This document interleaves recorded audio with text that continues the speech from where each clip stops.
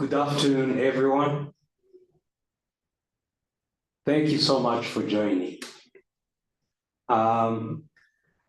We are so much privileged to host you in this webinar, and it's our great pleasure to have our esteemed speakers on board as well.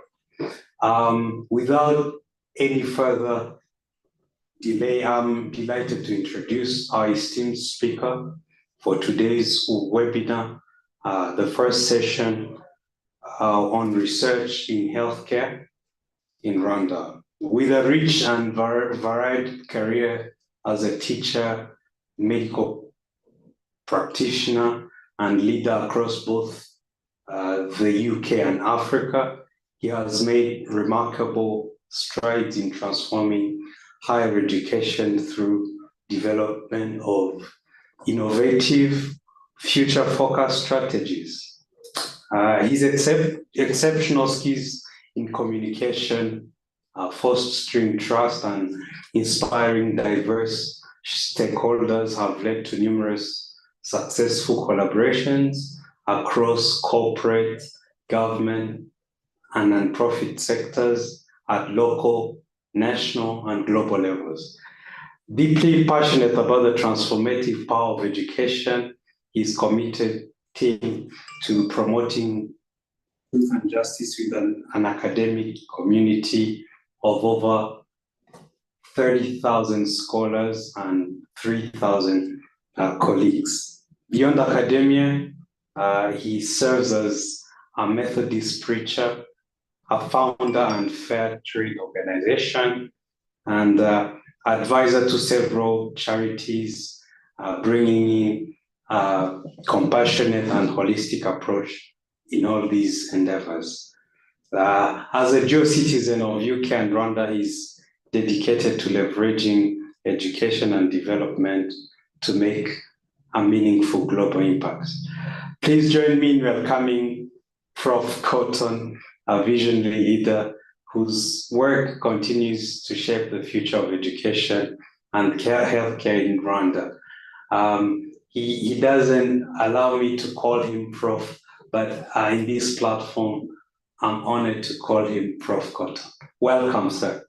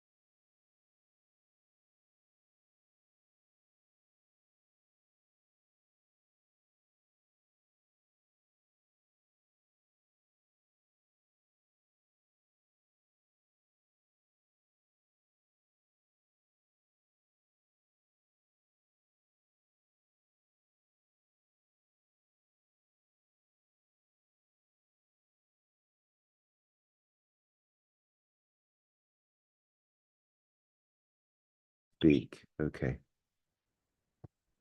Thank you. Shadow, can you hear me now? I can hear you very well. Okay. Yeah, I think we don't have a camera, do we?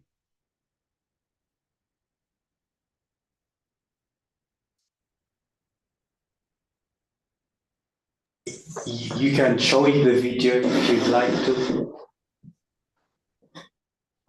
Doesn't show it. Yeah, I'm here with my executive assistant. I apologize to everybody, but we can't find the camera. We only have an audio link. Okay.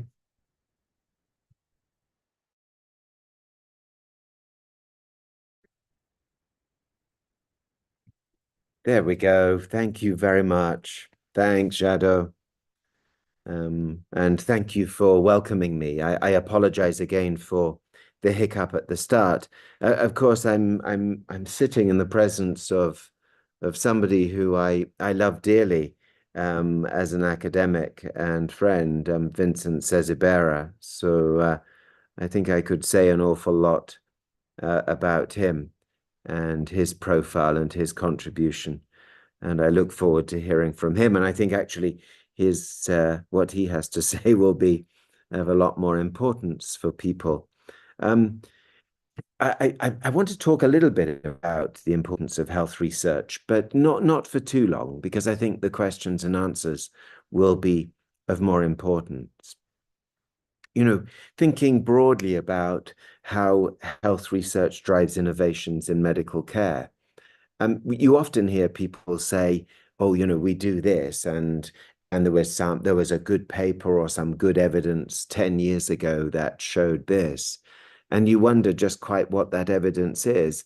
And so the first thing I would say is try to resist saying there is good evidence for this, unless you actually really know what that evidence is, and you actually know how good that evidence is, and until you've engaged in the kind of research that enables you to understand that.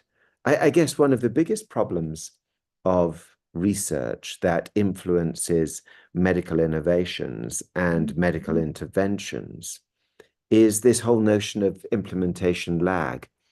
And commonly, you will hear people talk about an implementation lag of 17 years. So it takes 17 years from the time that people carry out the research, perhaps get the grant funding, perhaps write the paper, perhaps submit the paper to a journal, perhaps it goes through editorial processes, then it gets published, and then you get a response to that. You get people replicating some of that research in different contexts. And by the time it then becomes part of a body of evidence that then influences a policy, you're several years down the line, in fact, maybe 10 years down the line. And then there's that whole process from going to policy and into practice, depending again on the context and how something might be accepted into practice, particularly if it has to go through regulatory processes, which of course it often does. And there are lots of experiences of this in the world, such as the use of intramuscular steroids following delivery in order, particularly premature delivery, to bring on the lung development of a newborn baby. And that took, again, about 17 years to go from research into policy and then into practice. Now, when you do look at this area of research and this area of policy and practice, there are variations around that 17 years of 6 to 23 years. Now, whatever that implementation actually is, what we're seeing in the last few years is this upsurge in an area of work called, and an area of interest called implementation science, which is really about how you effectively integrate evidence-based practices and interventions and policies into health settings. And there's an awful lot of work that is now emerging around that. So we've got a lot of ways of collecting evidence. We've got a lot of ways of measuring the power of evidence. We've got an awful lot of new areas and terms that are now emerging: odds ratios, likelihood ratios, numbers needed to treat, numbers needed to harm, that are beginning to creep into our lexicon around research.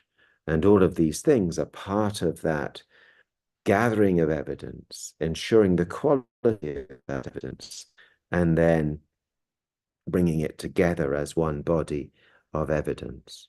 And what is it that constitutes evidence? I think often we are misled and we go around believing that randomized controlled trials are the gold standard of evidence. But as Vincent will tell us, you know, depending on what the question is, depending on the field of study, depending on the sample of people, a randomized controlled trial may be completely inappropriate. For example, if there's an intervention that we believe from preliminary studies that saves lives in children who are taken to accident and emergency departments in an extreme allergic situation, then you don't use a randomized controlled trial, because that's ethically questionable, of course, to exclude young people, children, from a potentially life-saving intervention. And so when we look at evidence, we often, as students and scholars and learners, we look at the different forms of research. Now, we might say that randomized controlled trials are the gold standard evidence. And what you'll see quite often in university settings, particularly at undergraduate level, is people believing that the quick hit, the quick win with research is to do a qualitative survey. In actual fact, experience shows that to write a survey is one of the most intense pieces of research investment that you have to do, to get the questions right, to get your sample right, to get the approach to the people, to make sure that you've got valid questions that will stand the test of time, is incredibly intense and much more difficult than people think. So there's a whole range of scientific trial methods and interventions. One of the things we need to do is to understand them, as well as we might need to understand some of the basic statistics around them. We also need to understand critical appraisal. And so understanding critical appraisal tools actually gives us quite a good insight into different research methods. But I want you to think about implementation lag. I want you to think about implementation science. And I want you to think about the way in which research gets into health policy and practice. Now, there may in some countries be many other reasons why good evidence, good robust evidence that's measured in the ways that we have developed and the ways that you may have been a part of. We need to think about the political context in which some of those interventions, some of those good pieces of research leading to policy change actually don't become practice. And some of that in some settings may be about the health insurance system. It may be about the cost of the intervention, particularly a high-cost drug for very few people who may be affected by a rare disease, for example.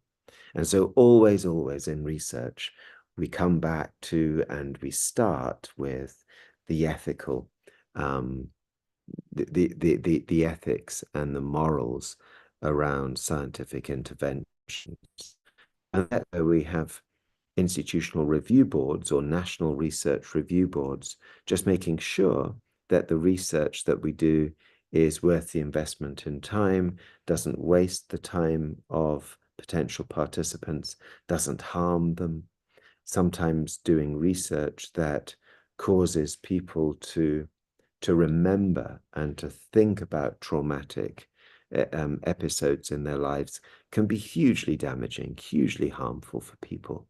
And those unintended consequences of research are what institutional review boards will be looking at. They'll be looking at the risks to subjects. Sometimes there's a risk if you're going to inject or ingest something, or you're going to be asked to attend a research site that may have risks in and of itself in terms of radiation or even in terms of access to that sites, to those sites.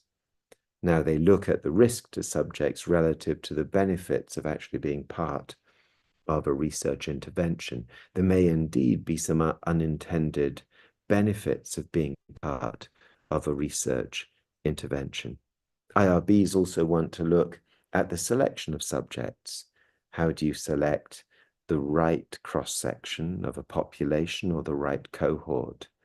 How do you select the people with the right, who fit into the right demographics of a study? They also want to look at how you manage private information and how you manage confidentiality. So they'll often be looking at issues of how you store data, where you store data, and the method of storage. They'll also be looking at the way in which you dispose of data and destroy data at the end of a research project. And all of those things are again contextual because they're determined by data protection laws in particular countries and archiving laws in those countries and settings. There are some really important things about data protection that you need to think of, particularly when you're doing cross-country, international, multi-site projects, and exporting data from one jurisdiction to another is something that you have to look out for. And so always considering research. I think a lot of the research that many people have engaged in as undergraduates is fairly naive, is fairly simplistic, thankfully and mercifully. But we have to make sure that we set up research at that level that doesn't exhaust people, that doesn't take them away from other activities in order that they might attend for a series of measurements, or they might even attend for a series of interviews. And the kinds of measures that we use, the kinds of checkpoints in that whole process involve ethical principles of respect, of autonomy, of capacity and competence, of beneficence, of non-maleficence, and of justice. And so they're really critical that we begin to think about those things. So there's implementation lag, there's implementation science, there's methodological approach, there's what constitutes good evidence, there's the issue of you interpret evidence, that pre-existing evidence that leads you to go down a particular research route. And then there's all of the ethical and moral implications of doing a piece of work, which might indeed begin to influence the kind of method that you choose. But let's stop for a moment and think about informed consent, because there are many instances where we have to get consent from people to carry out research, and we call it informed consent. It's explicit consent and not implied consent, the kind of implied consent that we receive when somebody who has been brought into a hospital emergency department who's losing consciousness, or comes in with a broken arm in pain and offers that arm to us to heal. That's implied consent. But to go any further with any intervention, you would have to seek informed consent or explicit consent. And informed consent for research requires that people are given information, and information in chunks, and information in manageable, understandable chunks that you can then check their understanding. So some people will give pieces of information and then ask the person to repeat it back to them to check their understanding. It's often given in writing, and again, the institutional review boards will want to look at the ways in which you get informed consent. But again, this depends on issues of autonomy, of competence, and capacity. So that relates to people who are unable, for whatever reason, either legally or because of some cognitive impairment, are unable to make decisions for themselves. So children and people who are cognitively impaired through illness, they're the kinds of examples of people who might not have the capacity or the competence to give informed consent. And in that case, you have to seek consent from other people. And so institutional review boards are really important for guarding the integrity of your research, but also for protecting subjects, people who may be participants in your research. And if you don't go through all of these processes, you almost certainly will never get your research published in the kinds of places that you might want to get them published. Let's think about why you might want to get things published. Usually people want to get things published because they have a sense of research and acquisition of knowledge and discovery of new knowledge in the public good, in the common good. But sometimes people will pursue research and pursue publications in order to further their own careers. So we really need to think about what the approach is in terms of research. Now, there's an awful lot of research that has been done that has had a very positive impact on people's health. You think of the early research that was done that made a link between smoking and lung cancer, between smoking and cardiovascular disease. That kind of research which has been tested and people have tried to refute and people have tried to support and discover some of the reasons why smoking causes lung cancer, some of the triggers, some of the toxic compounds in smoking, some of the susceptibility and underlying genetic susceptibility in some people to that kind of tissue damage. But the evidence remains incontrovertible that there is this association. Now, sometimes some research does nothing more than create an association. And again, you would be interested in looking for particular ways to take an exploration of that association even further.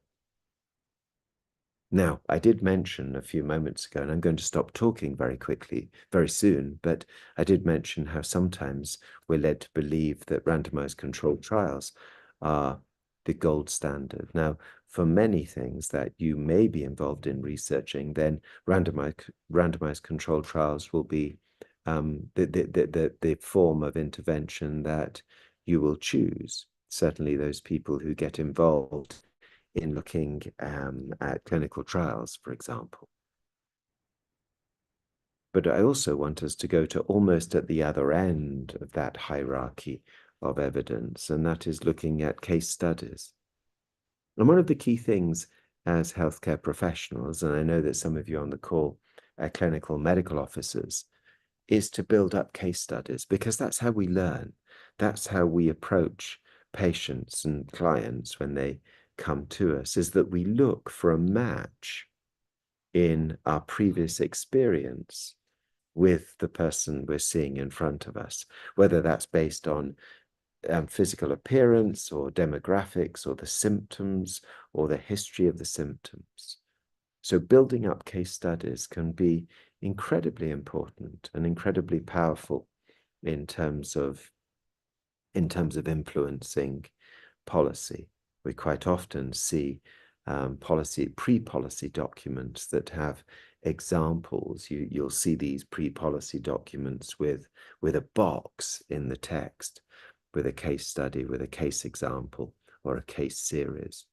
And that's also really incredibly important information to gather. So there may be a hierarchy of evidence. There's certainly not a hierarchy of researchers. You know, people who engage in randomized controlled trials are not deemed to be any more important as researchers or contributors to public health and public policy than anybody else. So I want to stop there, because I think it'd be great to hear Vincent and then to go into questions and answers.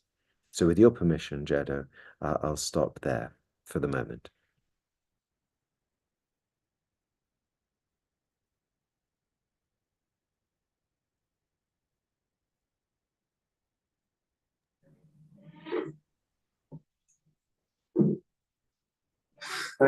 Thank you, Prof. We're expecting the first session delivered by yourself to be ending at 4:30, and then we expected that maybe the last 30 minutes could be of questions, but if you allow, I can hand it back to you, or if not, I'll start with an engaging conversation. Yeah, why don't we start the conversation? Because people's learning, I think, is much more commonly found through answering questions and engaging. All right. Maybe let me start, and then we'll get in the wider audience. Prof, you mentioned the significance of randomized clinical trials in certain contexts, particularly in clinical trials, but also highlighted the relevance of case studies, especially for healthcare providers.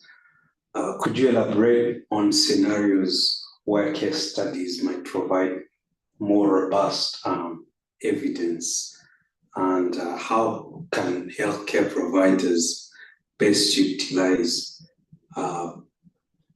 approaches at their hand to inform their practice? Yeah, sure, absolutely. And as I was alluding to with case studies, that's how we learn. And many of our clinical teachers will be using a series of case studies over a number of years, and we'll be using experience and expertise, and that's how you build that up. But I think it also goes back to the fundamental issues around what constitutes research and what constitutes evidence. You know, somebody's lived experience is evidence in and of itself. It has validity, and that's something that you may need to explore and to think about.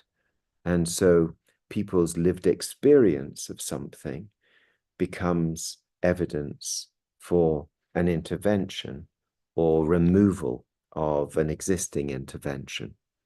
And that's where we would say that in some settings, case studies, particularly settings where we're asking people lots and lots of questions about their experience of a particular period in their life, or of a particular intervention, or of a particular set of circumstances, then that kind of evidence becomes preeminent. And those studies have been used to create policy, probably as many times as you'll have seen and come up with evidence of and examples of randomized controlled trials being used to influence policy. We carried out some research not so long ago on oral health and people's experiences of access to oral health. And of course, policymakers are mercifully quite impressed by what people, will say, what people will report, and they will use those reports. They will often compare it with their own experience and use that to drive forward changes to policy, particularly in the delivery of services. Shadow, I hope that's helpful in some way.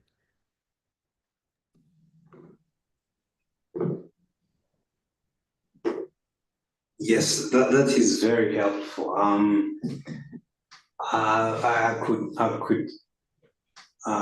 allow myself to ask some few questions, and before we let the other colleagues ask theirs.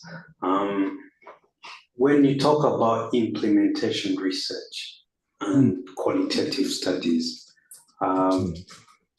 this is something that might sound interesting to healthcare providers in the service. How could you share some examples, for instance, of these methods and how they've been particularly effective in generating evidence that can lead to significant changes, especially in clinical practice or even as far as healthcare policies? Yeah.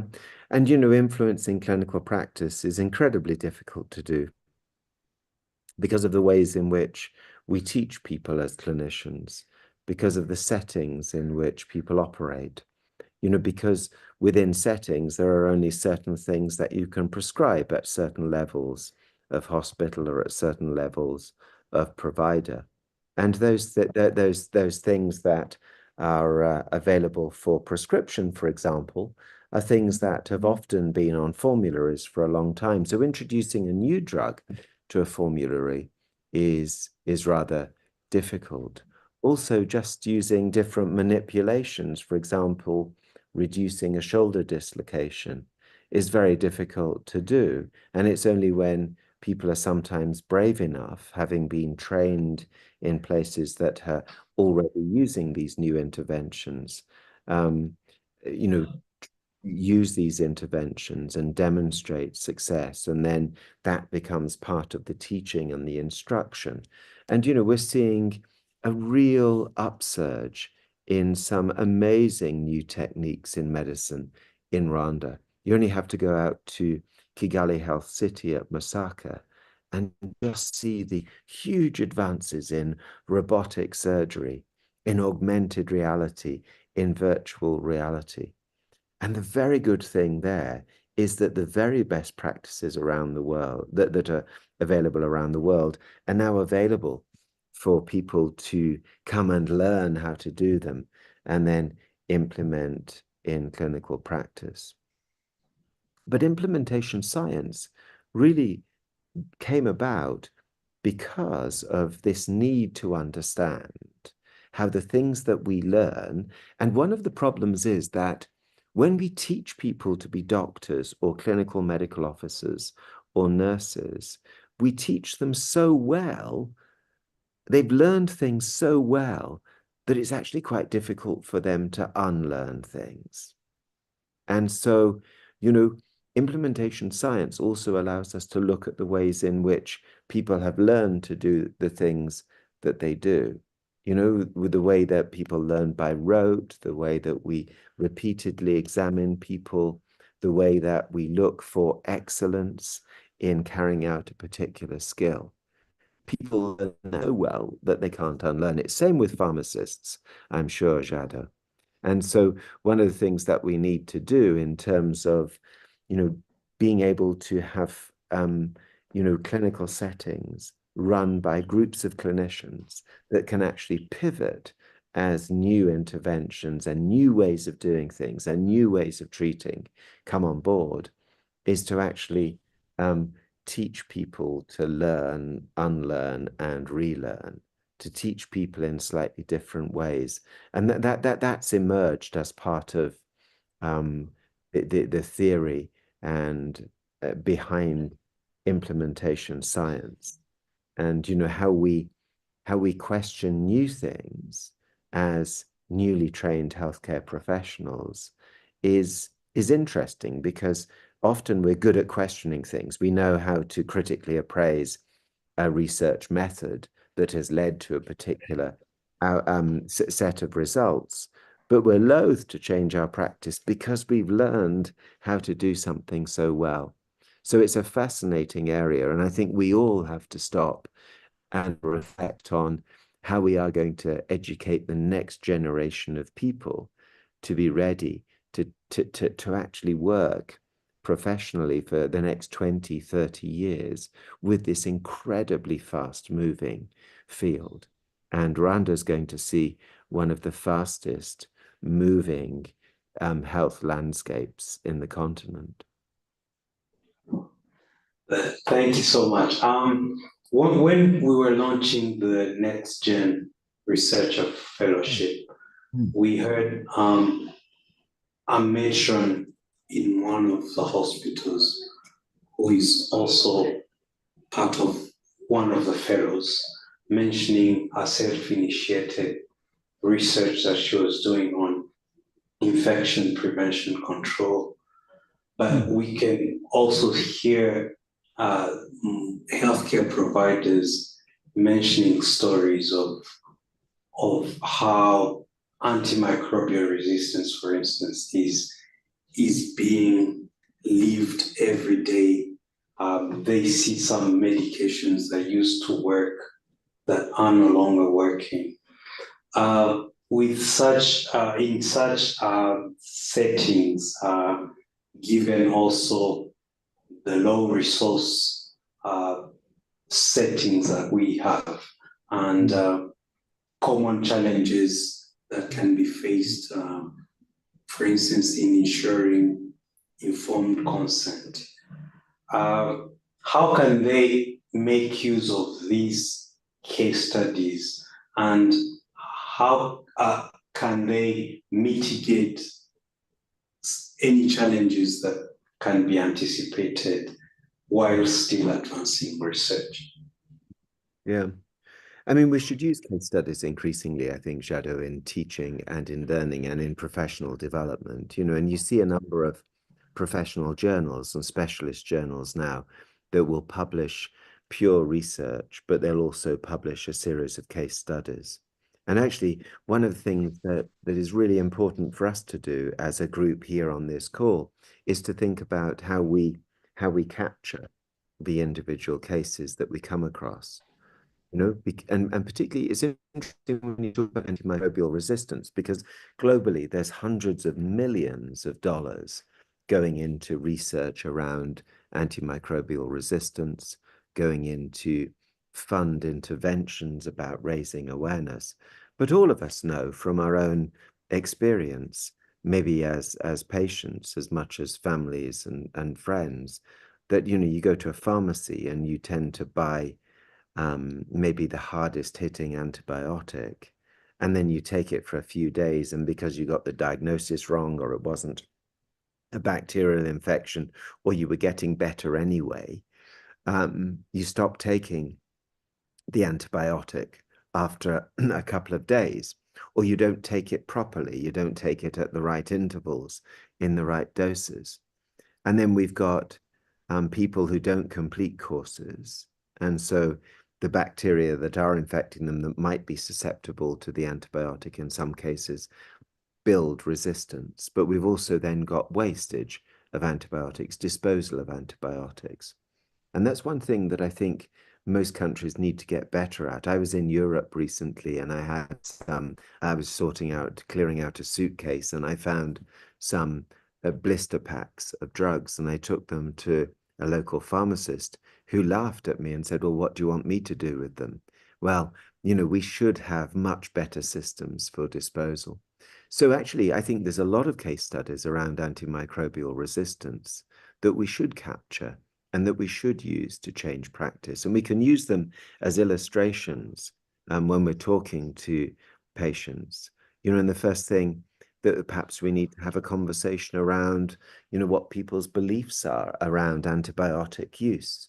That if you've got a cough that's been going on for a certain period of time, and you've got a fever, and you've checked to see whether you've got obvious causes of fever, then you go and get antibiotics. But we know that most of the things that people take antibiotics for don't actually need antibiotics. And that's not only self-prescribing or friends and family prescribing and going to local pharmacists, but it's also actually as a result of prescriptions from doctors, largely because of the expectations of patients. I've worked in clinical practice for 30 years, and it's very difficult to have a conversation with a patient about the fact that they don't need antibiotics. And they leave your consulting room to go in search of another doctor until they get an antibiotic, believing that that's the only way to go forward.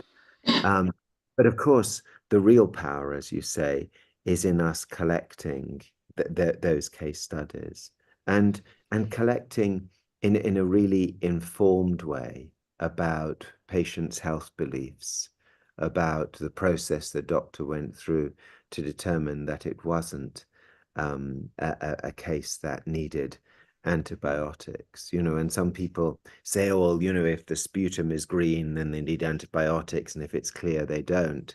Again, we need to go back to the evidence to determine whether that is truly the case.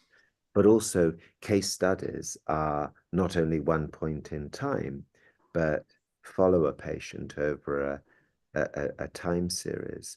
And so in some healthcare settings, it's possible to say to somebody, well, I've examined you, everything seems to be okay, I'm not worried about anything. Are you worried about anything? Tell me about what's worrying you. Look, I tell you what, carry on with just some paracetamol to control a bit of muscle pain and some temperature, and I'll see you again in 2 days' time.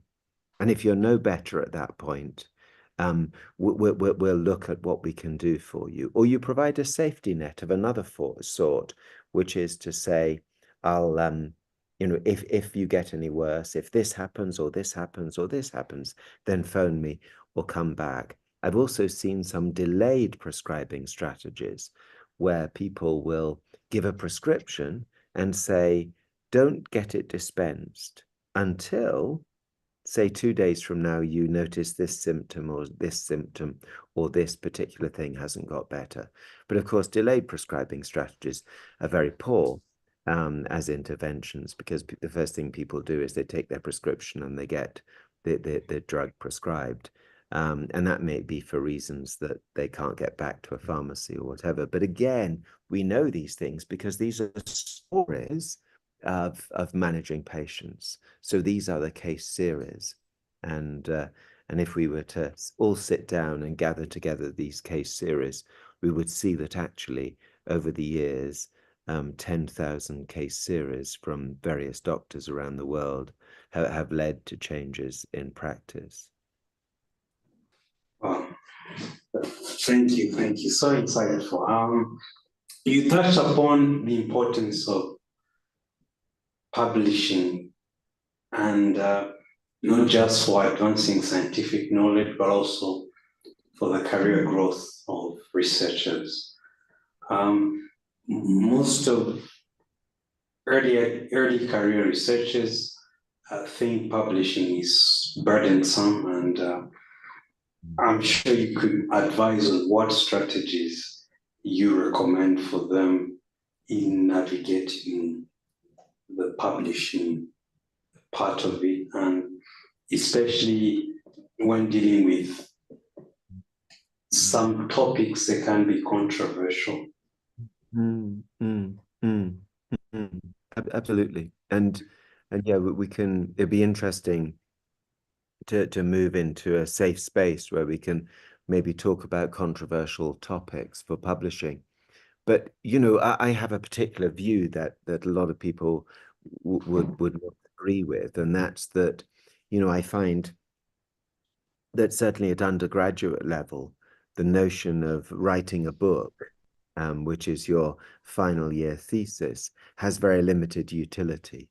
I think it often represents research that's very poorly formulated, research questions that are very badly written, research approaches that are very badly done, in some cases, in some countries, done fraudulently, and then presented as a book, only to be held in front of people at the point of graduation for a series of photo opportunities.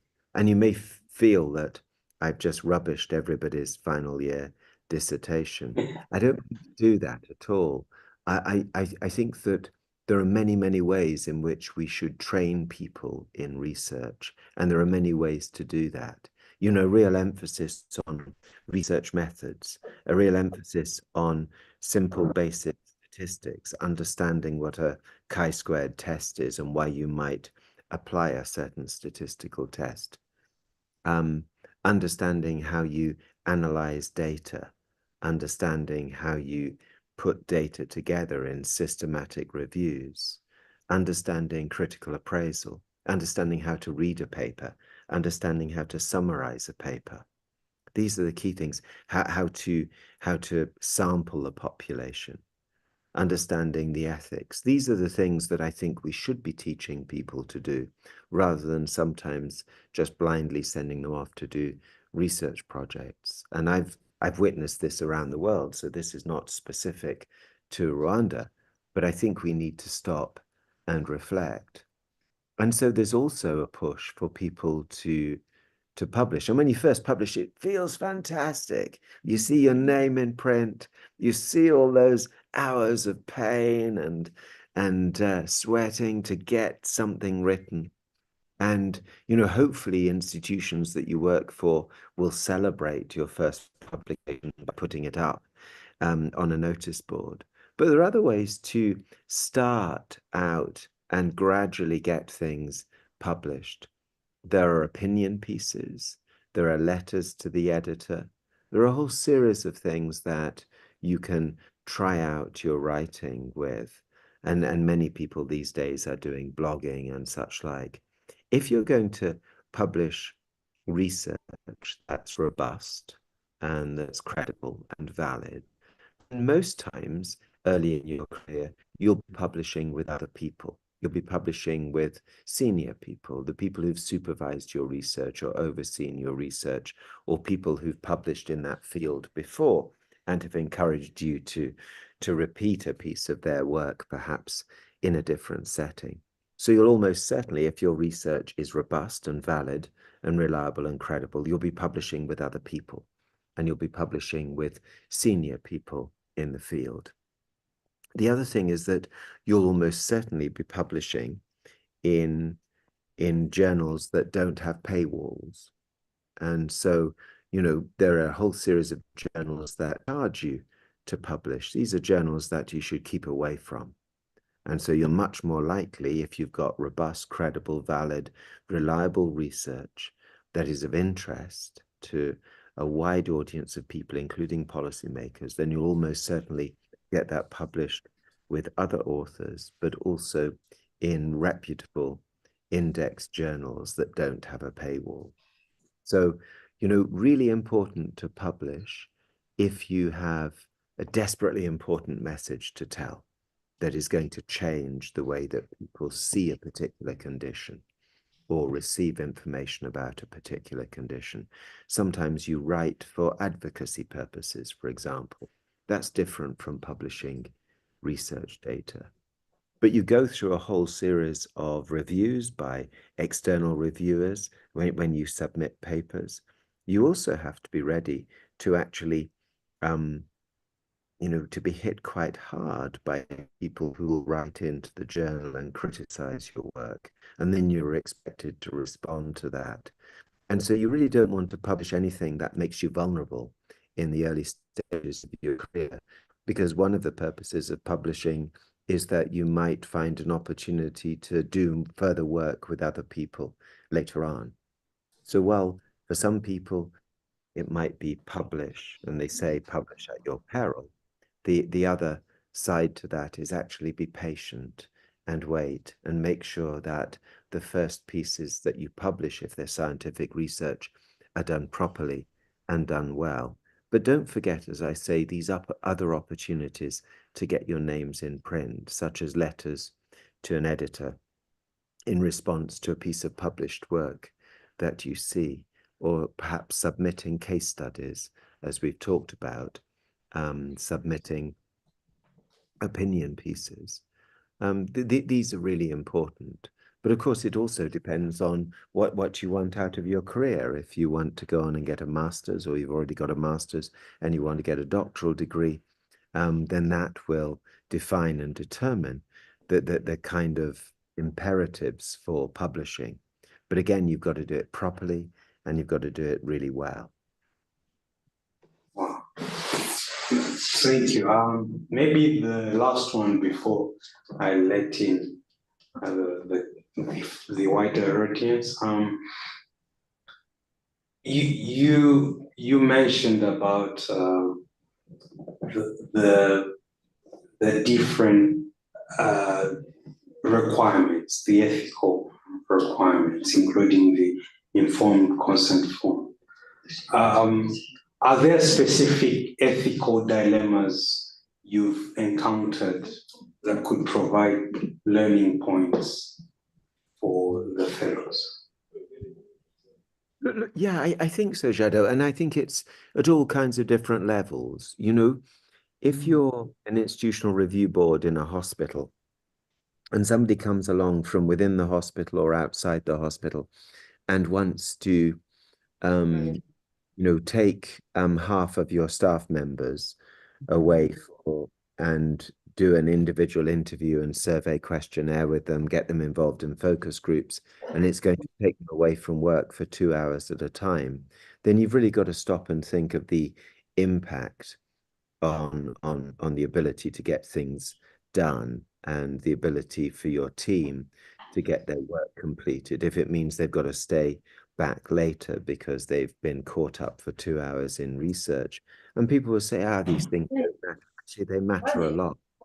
And so when you're planning research, you need to be very clear about the inconvenience that you might be causing, simply because you want to perform a piece of research. And so the questions that you ask, or you want to ask, or the answers that you want to find out are really important, that you make those explicit and you're very clear about where those questions come from. So yes, at one level, it might be the amount of time you take out of someone's working day and how that might cause them some kind of stress or anguish, or might even disrupt the work of the organization.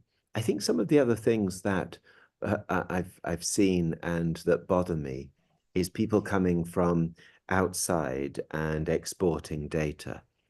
And, I don't think that, we should privilege people from outside being given access to good data that people from within our institutions can actually make use of that data with the right supervision to extend knowledge and our understanding, and indeed to develop themselves as researchers, either at master's level or doctoral level. So we want to see our own data in our own institutions and perhaps in our own countries being used primarily for us to tell the story. And of course, that in some cases is called data mining, where people go into a different context, a different place, and take data away. And then I talked about some of the other things, some of the unintended consequences around research that we have to think about. And that's why informed consent is incredibly important. Historically, there have been some monumental injustices committed in the name of research without proper informed consent, or with stories that are tantamount to nothing other than lies in order to coerce people into taking part in research. And of course, much of that research we're now ashamed of and want nothing to do with.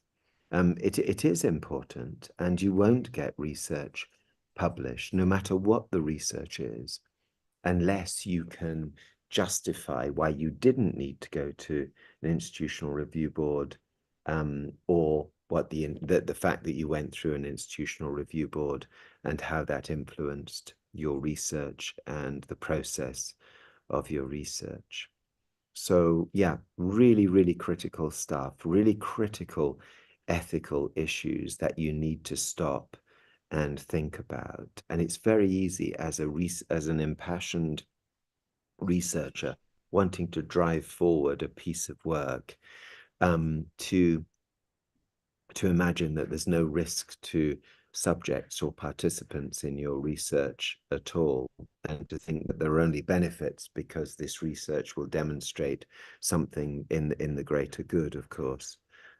So it's really important that those things are done properly. And as I said before, that subject selection is done properly, and making sure that in the different jurisdictions that the definitions around competence and capacity, but also autonomy and adulthood and childhood are also followed. Shadow. Thank you so much. This is a time for colleagues to engage and ask their questions.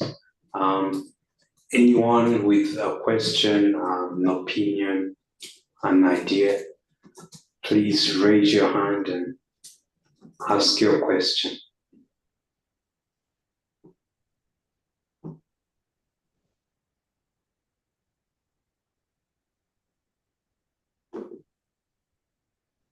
There's one question in the chat.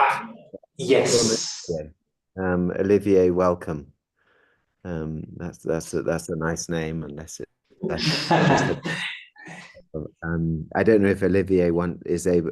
Are your participants able to come on screen, or are they just typing?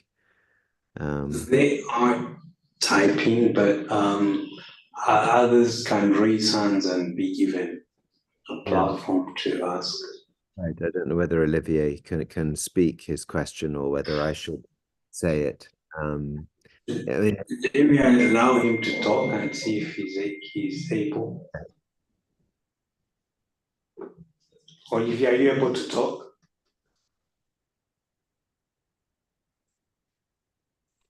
Hello? Yes, Hello. we're getting you well.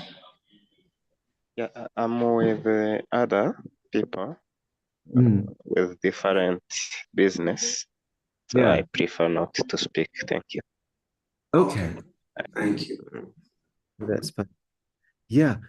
So Olivier says, despite significant resources and efforts dedicated to research, there often seems to be a huge gap between the findings or recommendations and their practical application. Why do you think this gap persists? I'll stop at that point because you put a question mark there. And you see, Olivier, you'll notice that in some journals now, people have to insert, the authors have to insert and assert what the practical applications are of this, or what the implications are for patient care, or the implications for policy. And that didn't always happen in the past. People just dumped research out there, published research, and then left it to chance that somebody might pick up on it. So actually what we maybe need to school ourselves to do and discipline ourselves to do is, as we're writing research and as we're publishing research, begin to say, these are the practical applications, these are the implications for patient care, patient outcomes, these are the implications for policy. So I think that's really critical. You then go on and say, what are the main barriers to translating research findings into real world practice, and what strategies could be implemented to ensure that research outcomes are more effectively applied by policymakers, to mention a few. My goodness, you're certainly very good at writing. I think, we've talked about some of the main barriers to getting changes into research practice. And there's all sorts of beliefs that people have about research. There was some research that was done looking at interventions that paramedics made when they were called to road traffic accidents where people were really in awful situations. And some of the interventions were found to have no benefit at all. They didn't impact on life or recovery. And so those things were withdrawn. Those things were not made available to paramedics, and they were not part of the kit in ambulances. And things went horribly wrong, and the paramedics began to feed back that actually, even though those interventions didn't prolong people's lives, at least the paramedics felt, and the people around them felt, as if they were doing something to help. And so there's all sorts of perceptions and understandings and perspectives that we need to understand. Sometimes we look at research evidence, we say, it's black and white, you should just implement it. But actually, it's much more difficult than that. There's training implications, there's legal implications, there's financial implications. Sometimes new interventions aren't covered by people's health insurance. And so there's very few occasions where you can actually use a new intervention or adopt a new intervention. These things are not part of quality improvement cycles in hospitals, for example. And so even if you have successful outcomes through an intervention, it may not be picked up or measured. So how do we ensure that research outcomes are more effectively applied by policymakers? Well, that's where I think a lot of the secondary evidence-based databases have come into place, where they've begun to aggregate evidence, the kind of stuff through systematic reviews. And one of the problems that we have in Africa is that much of the research that determines the interventions and determines what we do were not carried out in people who represent the populations that we serve. And so there's a real need to make sure that the evidence that we're using is relevant to the populations that we're serving before makers from within our setting outside us. Shadow. Yes, I'm not sure if they can easily ask. I've got another one who wants to ask a question. Please, Jean-Pierre, can you ask your question, please? Do you hear me, please? Yes. Hi, Jean-Pierre. Hi, sir. I would like to ask like two questions. Uh-huh. The first one is there any like criteria to meet to be a good researcher? Okay. Yeah. The second is sometimes as students or fresh graduate, we don't participate much in some study design of researches, such as those kind of randomized controlled trial. Sorry, and the qualitative studies, and those are like study design that can provide more information on some topics.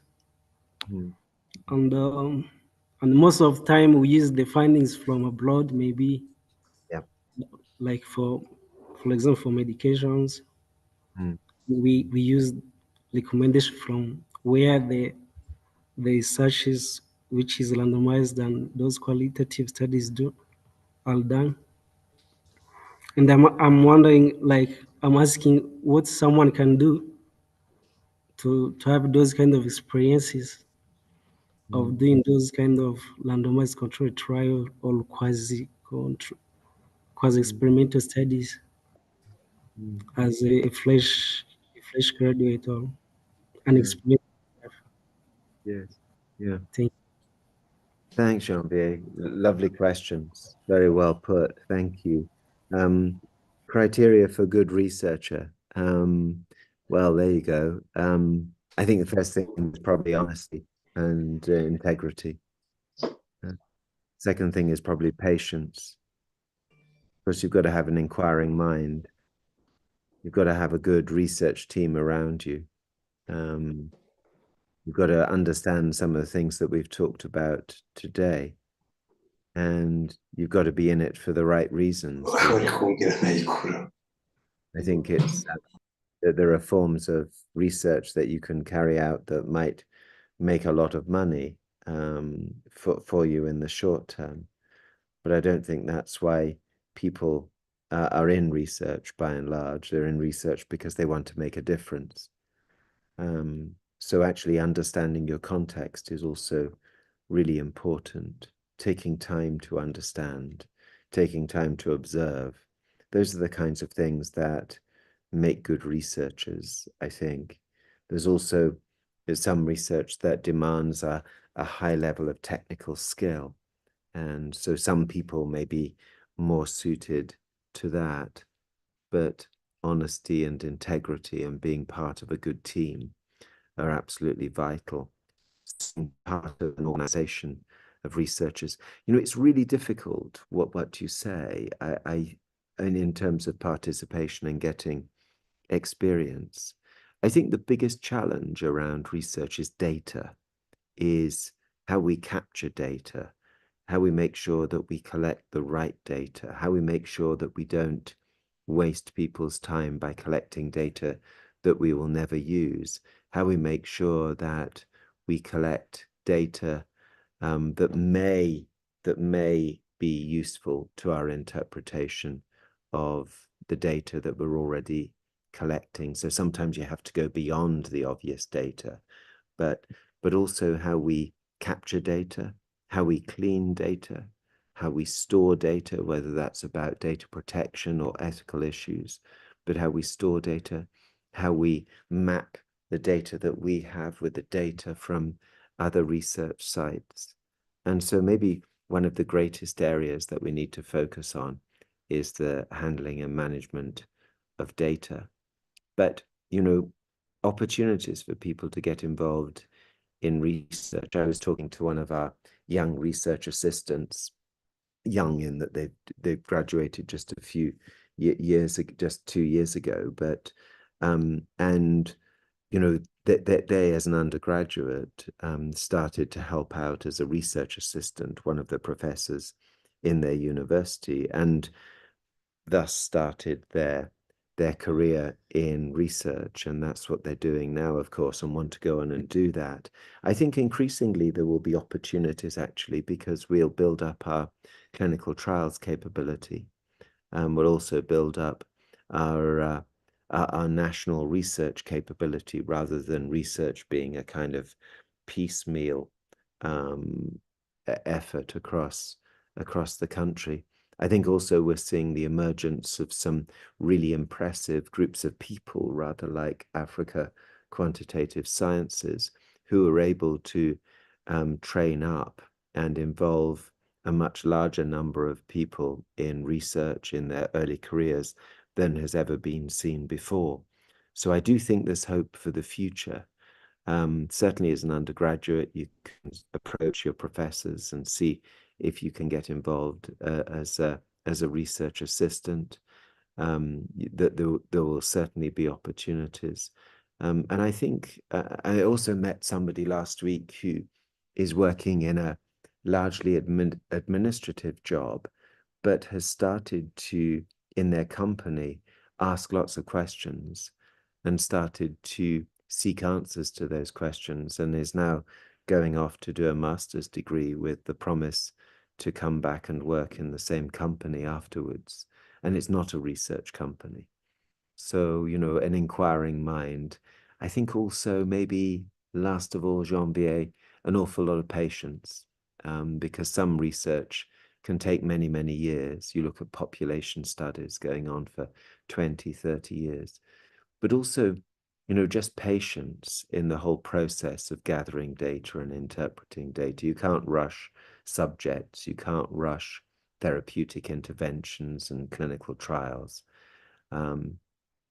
So an awful lot of patience, but I think also let's prepare the next generation of people for the new landscape in health, and that's going to need us in our universities to move from teaching students about the kind of research that has existed for the last 20 years and begin to look at the kinds of research that will emerge from the exquisitely advanced centers that we're seeing in places like Kigali Health City. Jedo, I see somebody called Shema has got their hand raised. Shema? Yes, Professor. Good afternoon, and thank you for the good presentation. So I just wanted to hear more about the data restrictions after the research is being conducted. Is there any rules and regulations apply in country? Is there any systematic way to track if the data have been destroyed, or it's done purposively or according to the people who are conducting researches? Just to hear more about it, to avoid having maybe primary data that have been collected but lying in different computers and maybe being destroyed later with the computer. So I just want to hear more and understand well if it's any follow-up after the research that those data have been destroyed according to the rules and regulations of researchers. Thank you.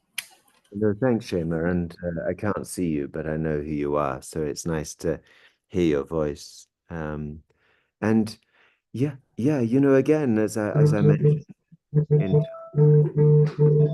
in terms of honesty and integrity, the Institutional Review Board will often determine the storage of data and the destruction of data. And of course, if you sit on data for too long and don't analyze it, and then you come to a point where you're no longer allowed to store it and have to destroy it, then your practices have been should be questioned in terms of going through the whole process of trialing something, of wasting subjects' time gathering data, and sometimes sensitive and precious data, which of course has to be anonymized, and then you have to be able to break that anonymity when you come to analyze data. So having processes for that in place are really important. But yes, there are laws of the land about storing data and how long you should have data for. Sorry, going to sneeze. And also that there are rules within countries, but also as laid down by IRBs about where you store data and how you store data and which computer it's stored on and how that computer is locked up at night, lockable cupboard in a lockable room quite often.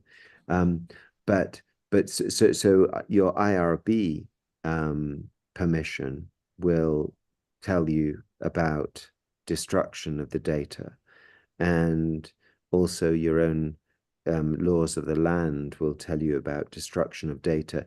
Institutions such as universities also have their own policies on destruction of data, and certainly storage of data and transmission of data.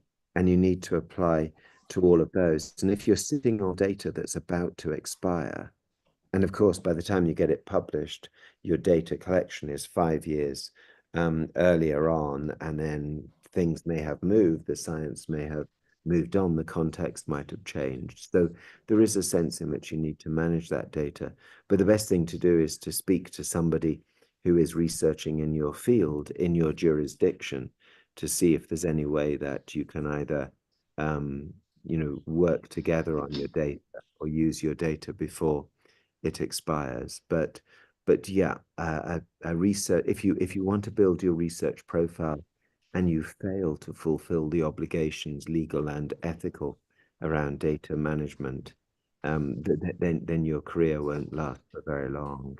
I hope I picked you up correctly, Shema. Oh, thank you so much, Professor Phil.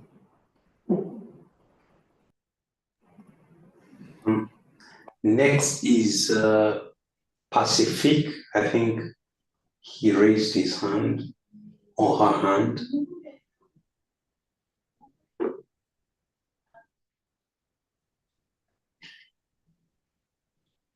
Hello? Hi, Can you? Pacific. Hi. Yes, thank you, Professor, for good presentation. We was learned many things in the presentation, but I have question. Me, I was doing the data science. Most of the time, we try to see if there is something in our data set, but once we get those results from descriptive and the models, we meet with a big issue with how we can understand our results easier according to our topic. Sometimes we start with a topic title, then we develop everything and get the results. Because in data science, we learn how we can use some other languages for getting the results. But once we get the results, it's a big problem to, yeah. Thank you for, yeah. No, thank you, Pacific. I lost a fair bit of that. I don't know whether others did. And you're studying data science, Pacific, yes? Yes. Pacific, were you mentioning that you face challenges in interpreting results? Yes. Yes. Once we get the results from models, the big challenge is to match those results with our problem we have in health. Because on my thesis, I was dealing with climate change on health, especially on asthma. So, oh, yeah, I need how can I understand well those results I have Yes. with my original, my main problem. I think that's a lovely question because I think it affects a lot of people. And it comes down to having multidisciplinary groups because you will interpret data, you will see data in a way that me as a clinician just wouldn't at all. But when you see patterns in the data or trends in the data, you know, you actually want to sit down with a clinician or a series of clinicians who have worked in that area or who understand asthma, maybe asthma physiologists, to say to them, what is it that you think we're seeing here? You know, and clearly as an undergraduate working in isolation, you don't have access to those people. But as a researcher in practice, that's really what you would be doing. And I would hope that, you know, sometimes your research starts with a clinical question or a clinical conundrum, and other times you will just be given data and say, look for patterns, look for ways of interpreting this. What are you seeing in the data? And then you come up with a model, or you come up with an explanation or a description of what you're seeing. But then you need to have those conversations with the clinicians about what it is, because some of your questions may be about how was that data captured, or was that the right data capture, and was that the right test in the early initial analysis that was carried out. And so, I mean, the only answer I can give you at this point is really to try and get to somebody who works in the clinical domain and say, you know, I've been looking at this stuff. This is what I think I'm seeing. I think we've interpreted for many years the dosing of salbutamol or Ventolin, for example, and then sit down with them and have a look at it. And that's sometimes how some of the greatest breakthroughs occur. So, but I'm glad you mentioned data, because I think it's our biggest challenge. Shem. Thank you, Prof. I'll assume, given the experience we had with Olivier, welcome, I'll assume those who texted their questions prefer that we read them. Maybe I'll read them for you. Prof, that is a question from Mutawazi David. Prof, do you feel that the current curriculum for health-related undergraduate programs in Rwanda or even in Africa adequately equips students with practical research skills necessary to tackle real-world health challenges? And what modifications would you suggest to enhance their readiness and competence in conducting independent research? Right. Yeah. And thanks, David. I think I might know you as well. I'm not sure. I certainly know Daniel, who's coming next with a question. What can I say here? I mean, if I was to say, no, I don't think it equips people for real world challenges, then I would be dismissing the huge number of academics working in research who do a blisteringly good job in Rwanda. But I do think that we can change the way that we teach people. I think we can look more to the future. We can leapfrog. I think we have to be clear about what the early research training is. I guess my biggest criticism would be that we teach research methods almost in a modular form, in a seminar, I mean, in a semester, almost in the semester before somebody conducts research for their undergraduate project, for example. I think we should weave research through the entire curricula so that our curricula are much more research-based rather than fact-based. And that would be something that we could do. Of course, we would assert that you can't research or teach or learn about global health without coming to a continent such as Africa. So our young people learning in our institutions are in the best places to actually take on some of the real challenges of the future. You know, we were recently discussing how only 2% of all of the genetic material used in global research comes from Africa. And so much of the pharmaceutical industry, discovery, development, and delivery of products are tested and tried out and developed in populations other than the populations that we serve. And so I think there's an awful lot more that we can do. We don't always have the laboratories to teach practical research skills, but you don't always need laboratories to teach practical research skills, because many of the skills that are needed for research are some of the skills that we've been talking about in terms of approaches to research, understanding research, and managing data. And so I think we just have to have a real deep dive into and a real reflection on what it is that we're doing in our institutions and what it is that we're training people for. And sometimes we've lost clarity on what it is that we're training people for, rather than training people to graduate with a degree. There's something more about what we're doing.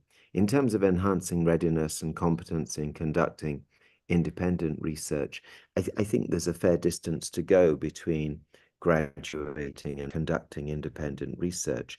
And I think the kind of independent research or the kind of research that you might deem as independent is the kind of research that you would do in some of the organizations that sit outside universities at the moment, and there are some very good ones in Rwanda in particular.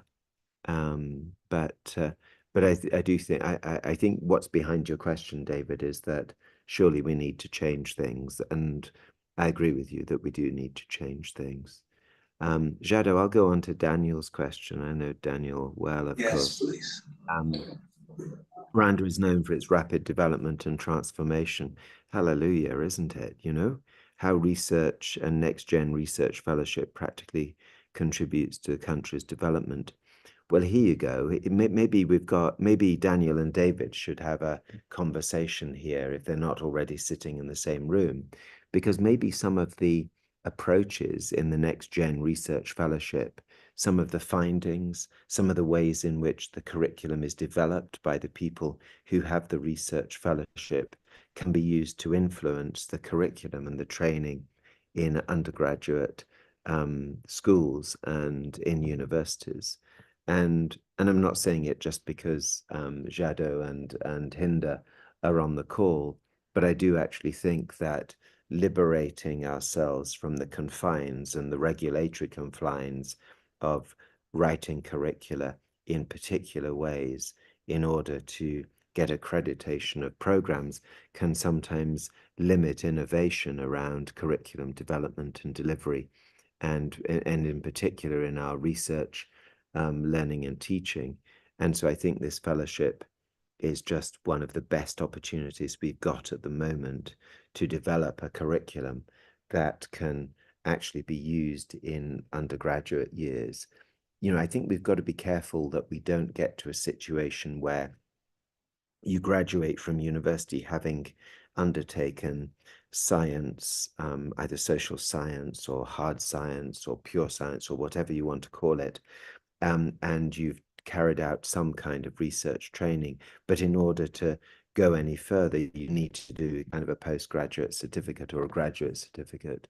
I think we need to make sure that the right training and the right attitudes and the right skills are developed within that undergraduate experience.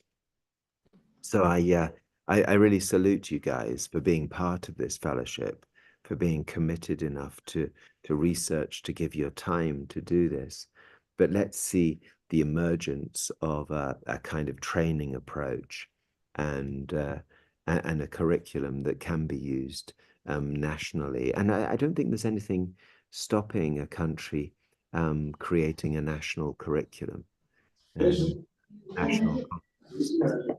So thank you, Jado. I'm probably running out of time now, and going to impact on Vincent Sezibera's time. Thank you, Prof. It's time we're so much on time, and maybe before you leave us, as a parting message, looking forward, what do you see as key opportunities and challenges for healthcare research in Rwanda and the wider African context? How can emerging researchers, healthcare providers, best position themselves to contribute to and benefit from these opportunities? Yeah, no, thanks. And let's think of opportunities and challenges for Rwanda, because Rwanda is different. You know, Rwanda is honest and truthful in the work that it does. And so we need to see more and more work coming out of Rwanda. There's very few places on the continent that is trusted so much in terms of governance and accountability. And we have to apply that, and we have to take advantage of that when it comes to research. So really beginning to grow our capacity to conduct truthful and meaningful research and handle data and determine the best outcomes for patients as a result of that. I think there's huge opportunity there. I think one of the challenges is that more and more research is going to come to Rwanda, more and more research and development is going to come to Rwanda. So one of the challenges is having the workforce with the right skills and knowledge to take part in that. And I think that's where this fellowship is going to go. And you know, I think Rwanda really will be the leader on the continent in pharmaceutical discovery, and in clinical trials, and in health sciences research, and in implementation science research. Everything points to that, and we're the best place to do it. So let's make sure that this fellowship equips people in the right way, and also not only trains people and sends them away, but keeps them as a movement of people, as an alumni group, not only to be mentors to the next generation of people, but actually to make sure that we reinforce and consolidate, and that we constantly work together in the greater good to make the greatest difference for the greatest number of people. So thanks, Jada.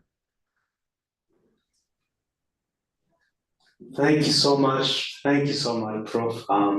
It was a great pleasure to hear from your insights merged with some your great experience and some practical learning points that you got to share to the colleagues.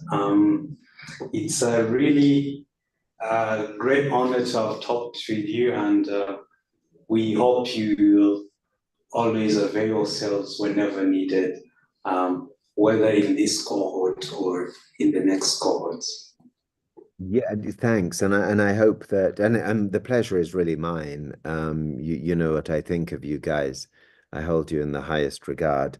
But actually, I hope that the people who'll be speaking to the next cohort are the kinds of people who asked me questions today, because I think their insight and understanding far exceeds mine. So thank you very much for your very kind words, and good to be with you. Thank you. Thank you so much, Prof. All right. Great, thank you. Now it's my pleasure to introduce Prof. Vincent Sezibera, our next distinguished speaker. Prof. Sezibera is a leading expert in the field of mental health, specializing in post-traumatic stress disorder, PTSD, and child and adolescent traumatic grief. He serves as the Associate Professor of Psychology, specializing in clinical psychology, and is the director of the Center for Mental Health at the College of Medicine and Health Sciences in University of Rwanda. In addition to his academic roles, Prof. Sezibera is the founding president of the Rwanda Psychological Society, RPS, a professional organization that has been instrumental in advancing psychology in Rwanda. Prof. Sezibera earned his doctorate in psychology from the Catholic University of Louvain in Belgium, and his extensive teaching experience includes courses on psychology, psychopathology, cognitive and behavioral therapy, and issues related to aging, among others.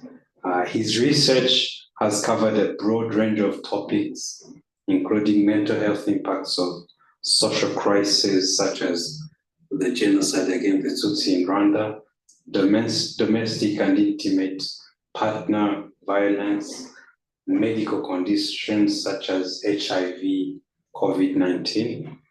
And beyond his research and teaching, Prof. Sezibera is deeply committed to community education on trauma, resilience, and trauma-informed care in Rwanda.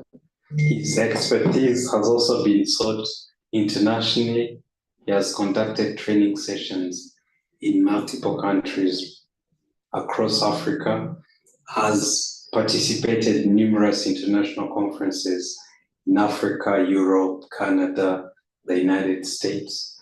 Notably, he was a Fulbright scholar in residence at the Chicago School of Professional Psychology and Harold Washington Community College in Chicago, and continues to contribute as part-time dissertation affiliate faculty member in the International PhD department.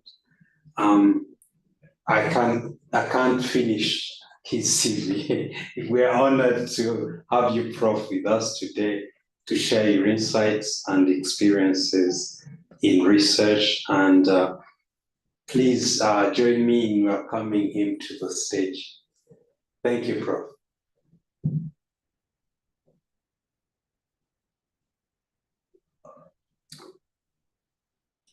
Apparently, you are unmuted. Yes, can you hear me? Yes. And you can see my slides? Yes, we can see your slides. Yeah, thank you very much. I'm really very honored to be among the guest speakers of today.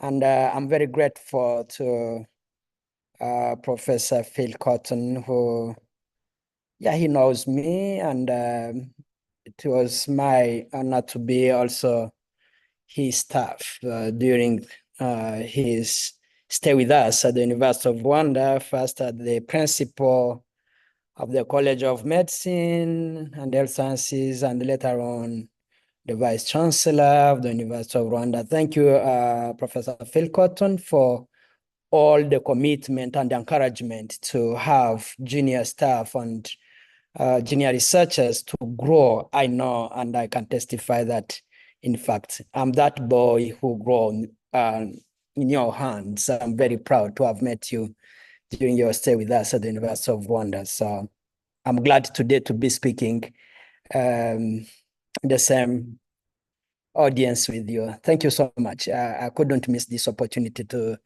share my feelings. So thank you so much. The African Quantitative Science, thank you for inviting me. The Rwanda Psychological Society, as it was said during that very interesting introduction on who I am. I can't believe that I'm that one, but thank you for saying all of that about me. In addition to being the founding and the president of the Rwanda Psychological Society, I'm also a staff at the University of Rwanda, very interested and committed to research, for sure. It is my passion. And I do all the necessary to be very active in doing research, but very importantly, if you want to know more about me, is also my commitment to mentor junior researchers. It is my commitment, and I do really love and like seeing young junior who are very committed and interested and passionate in research. Can you hear me, right? Yes, we're getting you very well. Yes. So as a director at the Center for Mental Health at the College of Medicine, and thank again, this center was created in 2015 when Professor PhilipCotton was our principal, and he thought that we need a place where senior and junior researchers in the domain of mental health can meet and talk and do research and inspire young junior researchers, seniors to mentor junior, but also to learn from junior researchers in this particular domain of mental health, and see mental health from different angles. Mental health from the biochemical, anatomy, neuro perspective, but also to see mental health from socio-economic hardship, social environment, all of that, so that we promote and encourage that multidisciplinary spirit when doing research globally, but also doing research in this particular domain of mental health. So currently, this is what I do, and I think I do learn a lot from this mentorship and fellowship. Some of the few pictures you can have there, you have those who are already PhD holders, and others are master's holders, others are students, master's students, but also undergraduate students who even at their beginning in year one, year two, undergraduate, you have those students, undergrad students, very passionate. They come and say, good morning, Professor Vincent. I'm interested in research. And when I say, oh, wow, thank you so much. What do you know about research? How do you think you can go about it? And you will have that young boy, young girl saying, I don't know how to do it. I don't know how to go about it, but I'm interested. And there I will say, how can I help you? And then, for example, you have some of those saying, oh, if I can join your team, and maybe I can learn from what you do. What I want to mean and emphasize here is really that interest, that passion. And this is what I want also to say and thank you here who committed and engaged and applied, and you were selected, and you are now benefiting from this fellowship, this research fellowship offered by the Africa Quantitative Sciences. I want to congratulate you and encourage you and invite, of course, other researchers to be available and ready to nurture and mentor young researchers. And I like the way it is named, the next generation of researchers. During my career and what I do at the Center for Mental Health and also the Rwanda Psychological Society, one is to do research. With this, we'll wonder what research is. why do we have to do and engage and invest in research? Number of the reasons and objectives and benefits of doing research, especially in this particular domain of health, were listed by Professor PhilipCotton, especially if you want to improve in the health sector, either the health from the service provision, but also to be innovative, we definitely need research. Because research, as it was said earlier, will always help us to generate evidence.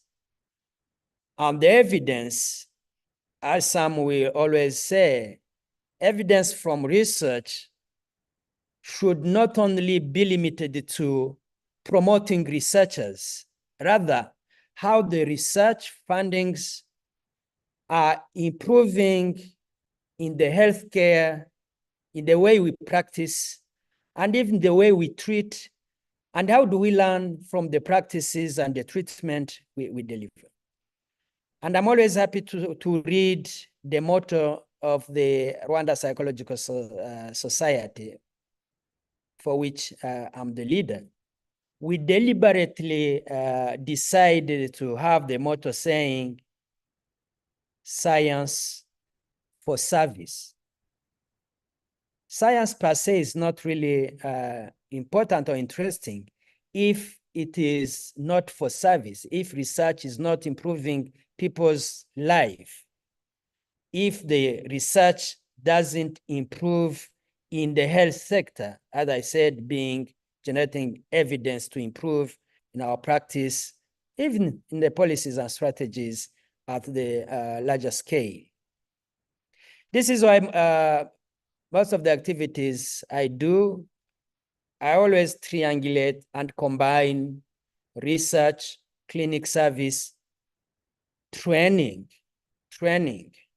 And here training to understand, even training young and junior researchers who want also to invest their time in research, who want to jointly with the senior to develop this area of research, and of course, community engagement.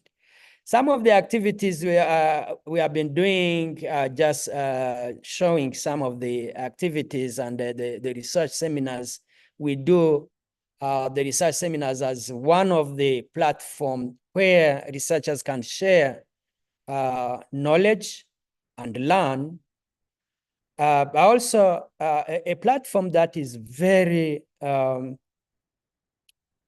interesting for the junior to learn how to share, I'll even say how to build that confidence, to manage the anxiety when we are young, engaging in research. I think there is always that kind of anxiety of performance and gaining the confidence. It is an end outcome of a number of activities you have engaged in to learn, to share, to exercise, and gain that confidence, saying, I'm capable.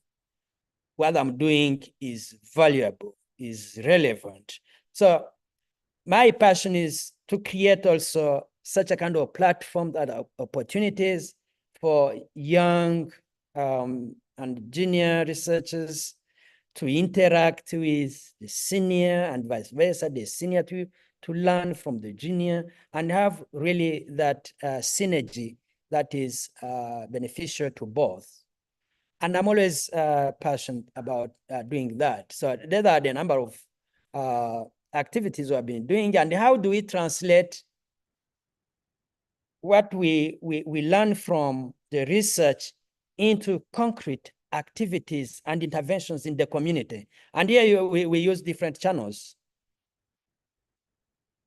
Working with practitioners, but also policymakers. Once we have generated evidences from the research, how do we translate into activities and interventions? But also, how do we share what we learn from research with policymakers so that the evidence from the research can inform policies and strategies, which will, of course, improve in many areas of people's life.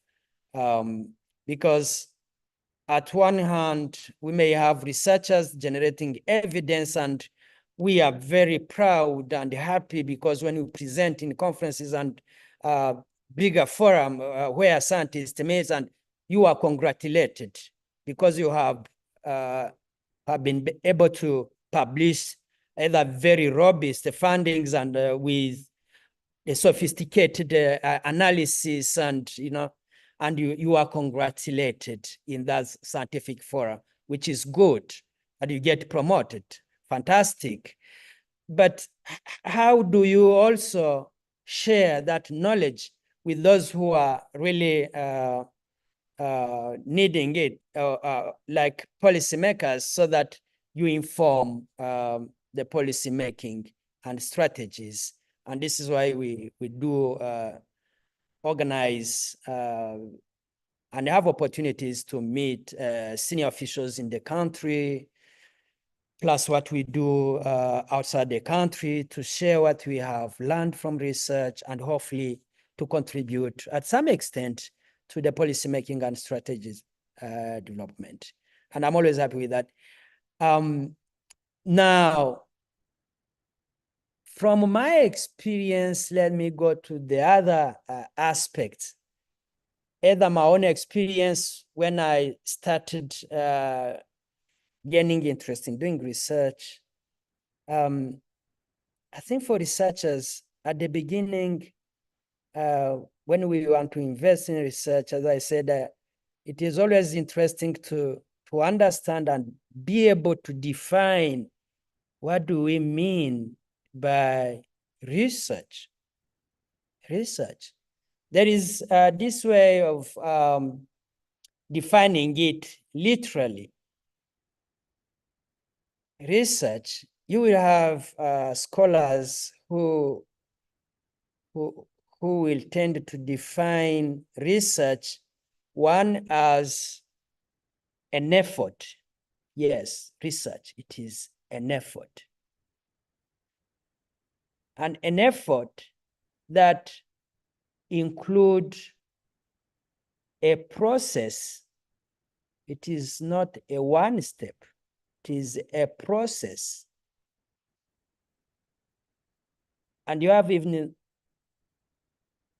those who will add a systematic process in a specific domain and discipline done by experts and professions in that particular domain with a specific methodology. I think this definition is, at some extent, descriptive, but it tells us that doing research is really a very important endeavor and commitment, but there is a way we have to do research. There is a step, a starting point, steps, and how to do it, the methodology. Doing research, to be able to generate evidences, I think we need also to be able to specify what is, this is what we call traditionally, to be able to be clear with your problem statement as a starting point. And students being undergrad, graduate, even at the PhD level, I always feel like students or researchers, being junior or senior, we sometimes struggle either with the title of my research, the problem statement of my research. And I remember the undergraduate level, you will have students saying, oh, I think my research project will be quantitative, and others will prefer to say qualitative. And when you ask, why are you choosing quant or qual? And students will say, quantitative is the easiest one. Oh, and other will prefer to say, oh, no, qualitative, because you just do interview and and those quant will say, oh, with the quantitative, you already have software that will ease your work. And then when I ask, what is the area or the topic of your research project? And I say, I don't know yet, but I think I will do quali or quanti.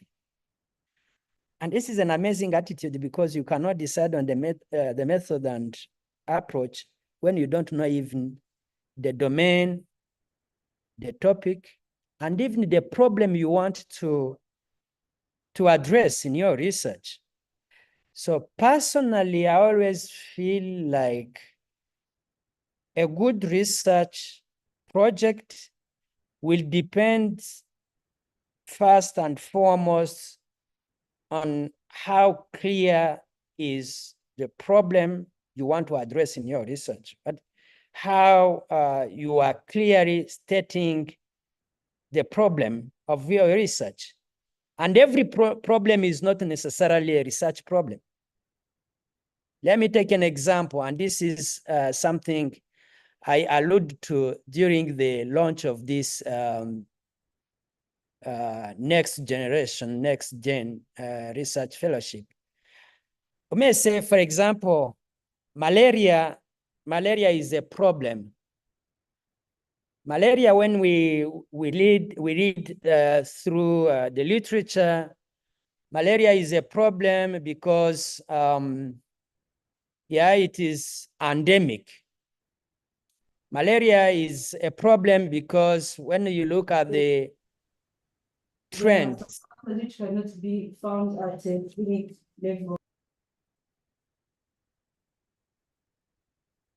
Yes, when we consider the trends in terms of morbidity, mortality, of course, malaria is a problem. When we look at the child and maternal mortality because of malaria, malaria is a problem, being in Rwanda or globally in Africa.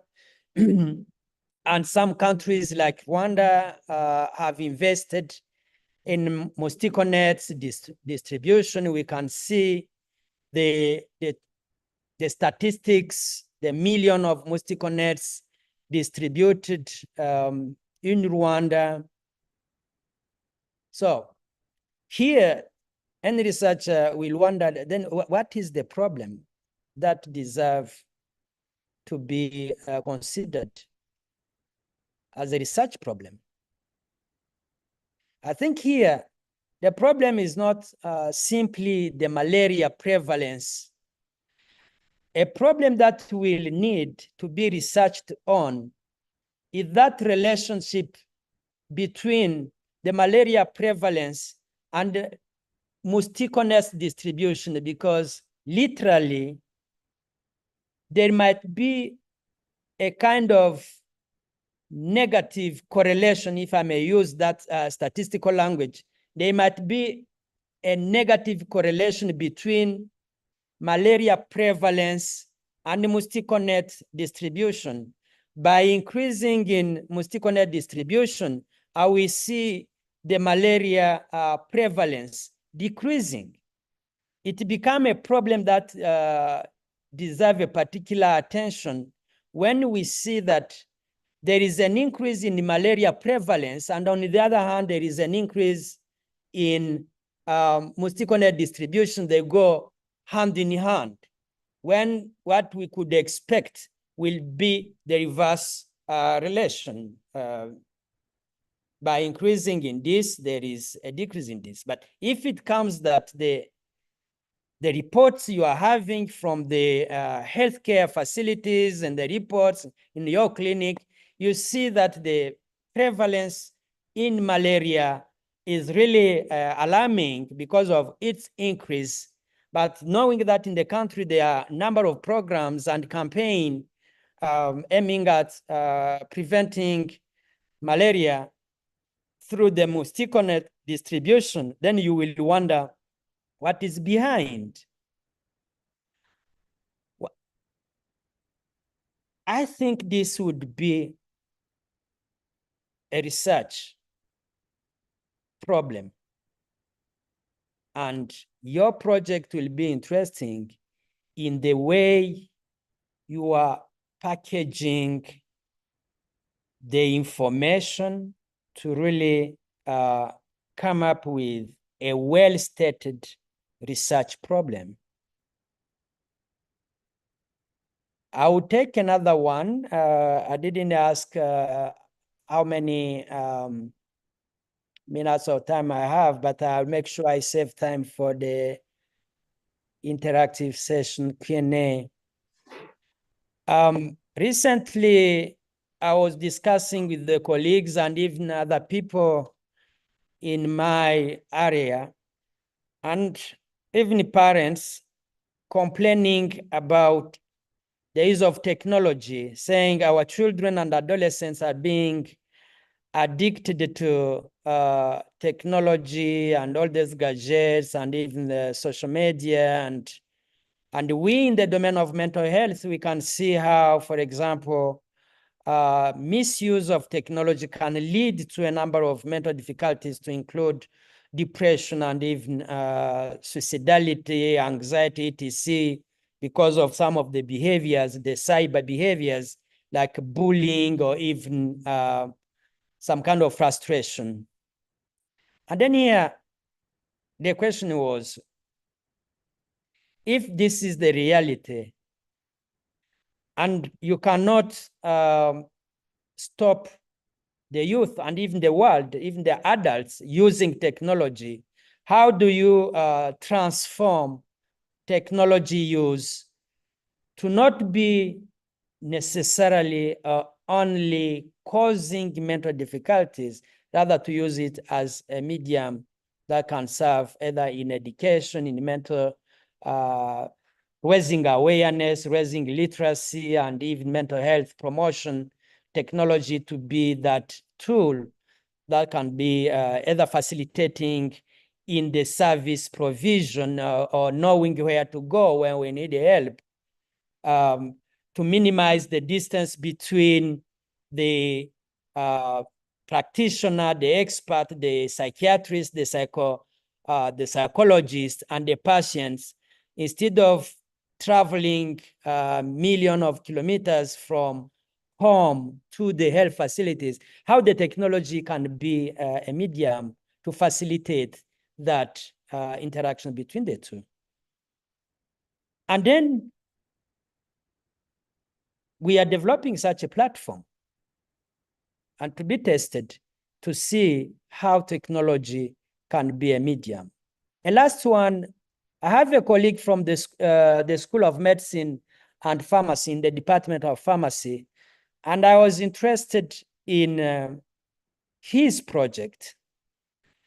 You see, in pediatric children, and I don't know whether adults are not also the same. Children, when you prescribe medication, because of the bitterness, children will tend to refuse the medication because it's not sweet. And children possibly they prefer something that is sweet. And this is a problem in terms of treatment adherence, because prescribing a medication and the child will not take the medication because the child will prefer something that is sweet, the child will refuse the medication, and it will have an impact on the treatment adherence and treating the child.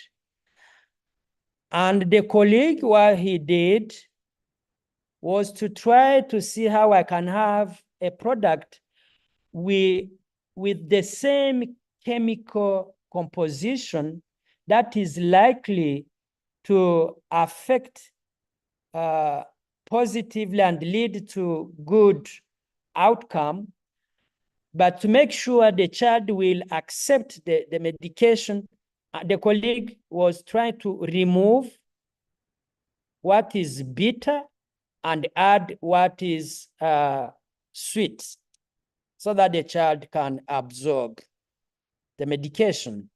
And this has an impact.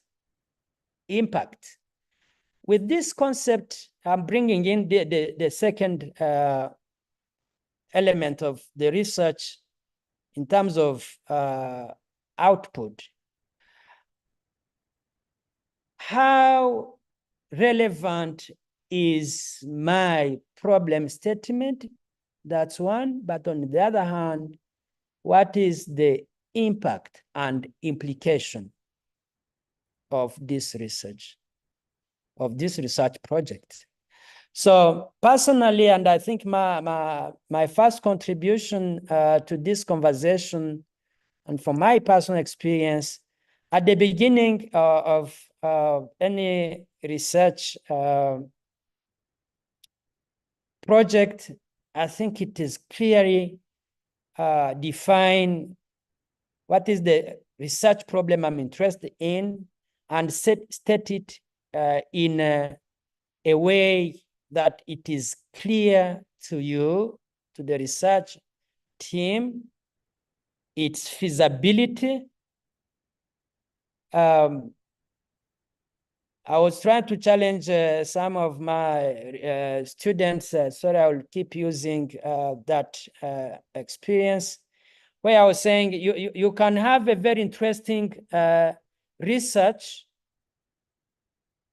project, and I said you can want to compare the Christian behavior here and in heaven. And I think it is very interesting to know whether the same way we behave here on earth is the same way we behave in heaven. That can be a very good comparative study. But is this something feasible?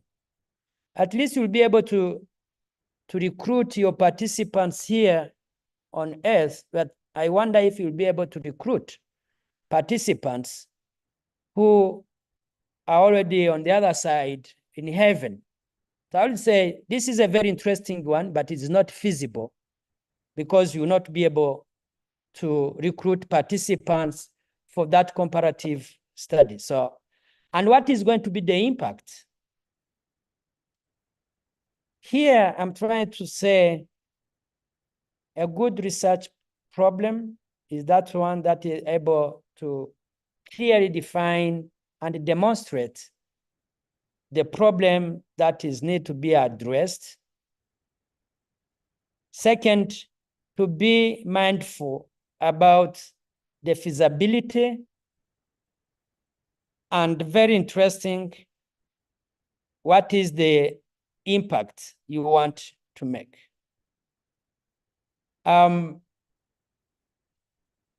Currently, and I think it is also important to me to mention this, in the past we used to have in the literature, I would say an unnecessary debate between researchers, where those who are from the quantitative approach will pretend to be the most impactful because of the sophisticated calculation. And on the other hand, those who are from the qual to say, no, we are the one with very robust data and meaningful because we work from the participants' subjective experience rather than relying on the statistical artifact. I think nowadays it is also worth saying that a mixed method approach is recommended. One, because it allows us to triangulate different approaches and see if it leads to kind of similarities, but it also opened up to that multidisciplinary perspective doing research. The other element here I want to mention is when we do research, we may have this tendency of experts doing research in their office and laboratories and generate very interesting findings and results. It's good, it's fine. But I think nowadays it is also how are we moving from the lab to the community? How are we involving the community as research stakeholders, contributing actively to the research? How are we in this particular area? How are we also including not only researchers, doctors, and etc., but also even patients to be stakeholders in the research we do? And I was pleased recently to be exposed to this concept we are having. I don't know if it is also applicable in other area, but in mental health nowadays we are being interested and considering the lived experience as one of the modus vivendi while doing research. Lived experience, subjective lived experience in research, instead of only pretending that the discovery will come only from those who will manipulate data and ignore the, I would say, the insight or even the subjective experience of those who are involved in the research. Both sides, lived experience from the researchers, but also lived experience from the participants. I think I'll take this as a general introduction I wanted to make and open up to a Q&A, a kind of interactive session. I'm open to contribute to the conversation, either any question you want me to comment on, your contribution to what I said. Yeah, this is what I wanted to give as a startup. So over to you for that interactive session. Thank you. Thank you, Prof. I'll ask a few questions before I let in the wider audience. You've worked on the intersection between mental health and illnesses, including chronic ones like HIV and the rest. Given the ongoing stressors such as domestic violence, I'm sure the healthcare providers who are part of this fellowship are frontline providers in healthcare settings, and they deal with this all the time. What advice would you give to healthcare providers on managing care that addresses both conditions effectively? Yeah, thank you very much for asking this question. Let me start with the violence, domestic violence, and the care providers. Nowadays, we have alarming data, statistics around domestic violence and intimate partner violence. You can read from the Rwanda Demographic Health Survey, and you will see that the most recent RDHS, where we have 46% of women reporting intimate partner violence. lifetime. When we also try to understand what are the consequences of being exposed to such a kind of violence, the poor outcome are many. From the direct victims, I mean, wife, husband disputing, but also even their offspring, their children. They are also affected. They are affected even before birth, plus during the childhood and adolescence. My first piece of advice to healthcare providers who are here, being nurses, doctors, physicians, during the antenatal care services, I will wish to ask such a kind of questions. When you are working with pregnant moms, mothers, and you ask about either the pregnancy, the etc., I think I would recommend to even ask, tell me about yourself, your family, your couple, your relationship, your husband, your children, because there's even evidences showing that a family where there is intimate partner violence, domestic violence, that violence is even reported to have prenatal consequences, to even have miscarriage, and even the child development before birth. Because some of the papers published even by some of my PhD students, we could see that mothers who are victim of intimate violence, they will consult less the antenatal care services as compared to those who are not exposed. And the few times they will consult in the last trimester of their pregnancy, which in fact put at risk both the mother and the child. So those who are in that area, I will say, can you also explore that area and provide the necessary support, emotional support, and guidance on how to manage that social hardship that is seen. I was also reading a paper, and participants in that research were nurses from some of our hospitals in Rwanda.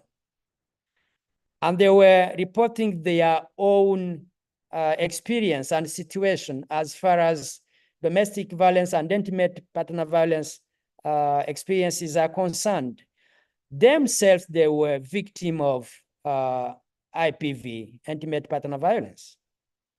And we could see this, all this hardship, emotional distress, either because of what is happening in their family, in their life, but also the overload, the heavy workload and working hours, that distress associated with even the pain they see from their patients, and that kind of emotion exhaustion, themselves, they were totally different, and they were not able even to comply with the ethics of their profession, at the extent of seeing healthcare providers being aggressive with their patients, which is in contradiction with what we, but did they realize that their behavior is being affected negatively with their own experience in their family, in their working environment, at the extent of even affecting poorly their practice? My piece of advice here is to be mindful, to be aware of our own experience and how this experience is affecting our practice. And second, to be attentive to what is happening in the patient's life. in the healthcare environment, depending on the services and the units, they are very critical services and where we have to take care of ourselves. As I was saying, the intensive care, newborn, surgery, emergency. I think those who are working in the services where you have to care of patients with some disease, pandemic, like Mpox, COVID-19. There is a way we are affected emotionally by this disease that will generate an anxiety of being contaminated, but at the same time, you have to take care of those patients. It is like I don't know what the concept I will use, a do or die. You have to do because it's your job, but you are also aware that you can get contaminated. So this bargaining or double, I don't know, will affect us for sure. So you will need to take the necessary measures, either to protect yourself and not being contaminated. But on the other side, I think you have to put in place measures to manage all those distress and emotional exhaustion, prevent burnout, so that you are effective in the way you assist or serve or treat your patients. I don't know if this is answering in one way or the other the question you have asked.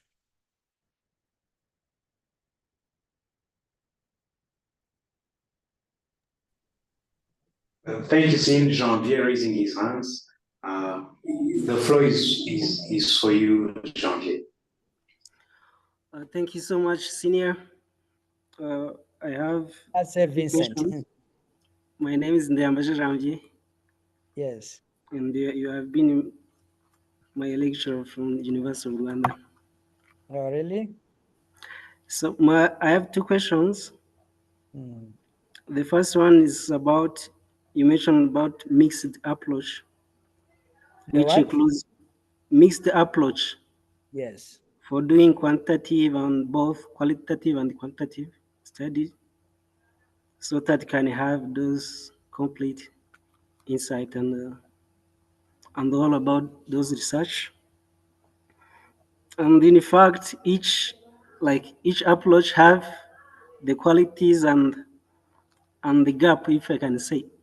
Mm-hmm. And I agree with you to do both so that you can generalize data for quantitative, because one of the weaknesses of qualitative may be you cannot generalize data to all population. So when you have quantitative and qualitative is better. Now my question is it applicable for all topics to use this mixed approach? Do you understand? Do you hear me?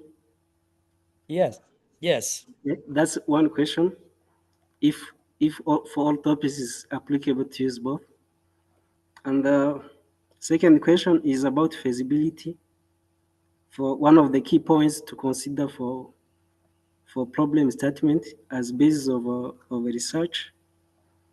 You mentioned about most of students they use quantitative study because they think that's maybe it's easy to analyze, and it's true maybe because at school maybe we don't focus more about qualitative and those experimental studies. So my question is it bad in feasibility to choose the topic that can be able to analyze those kind of data? Thank you. Thank you. I'll try to comment on the two questions together. As I said during my introduction, I think you cannot first decide on the methodology approach to use before being clear with what is the problem of your research, and the problem of your research will somehow frame the research design, and then to lead you to choose the methodology. This is how I see it. Now, when you say, is it bad to be only quanti or quali? I think the issue here is not either being bad or good or not. No, I think I will say always make sure if this methodology you are choosing will allow you to achieve what is expected. What is expected. And this is where sometimes we encourage multidisciplinarity. You can find that the research you want to conduct will require the quantitative expertise which you don't have as the principal investigator, let me say it like that.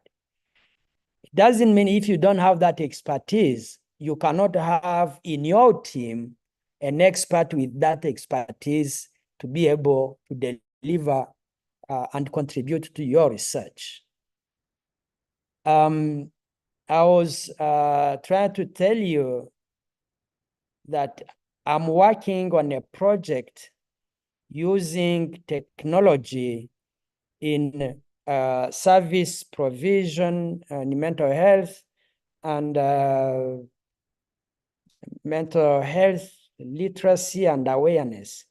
You will understand that such a project, for me, a clinical psychologist, I don't have that expertise that in fact pertains to computer science, engineering and software development, all of those things. Some of the component will be from the artificial intelligence, machine learning. In fact, those are competence I don't have. But it doesn't mean that I cannot develop such a research project. What it will mean for me is, one, to understand that if I want to develop this project, the competencies and the expertise that are needed are 1, 2, 3, 4. Me, Vincent, I don't have all those needed competencies, approaches, and, Then in my team, I make sure I have team members with those competencies and expertise, being quantitative, as we said, or qualitative, or both together to use or work from this quanti-qual, from this mixed methods approach. And then you're asking if all the topics will require that mixed method approach. I would say yes and no. It depends on what you want to research on and what are the objectives and what are the questions you want to answer. But we will also have to see, and back to your domain, and I'm happy and glad to hear that you are a clinical psychologist. I can take an example. When we are assessing the post-traumatic stress disorder in Rwanda, and I'm choosing this particular disorder because, one, for those who are not the domain, the post-traumatic stress disorder, which we name in Kinyarwanda, ihungabana ihahamuka. This is a disorder, in fact, that is present when the person was exposed to a traumatic event. And it has been diagnosed in other contexts, countries, using a totally different language, not in Kinyarwanda.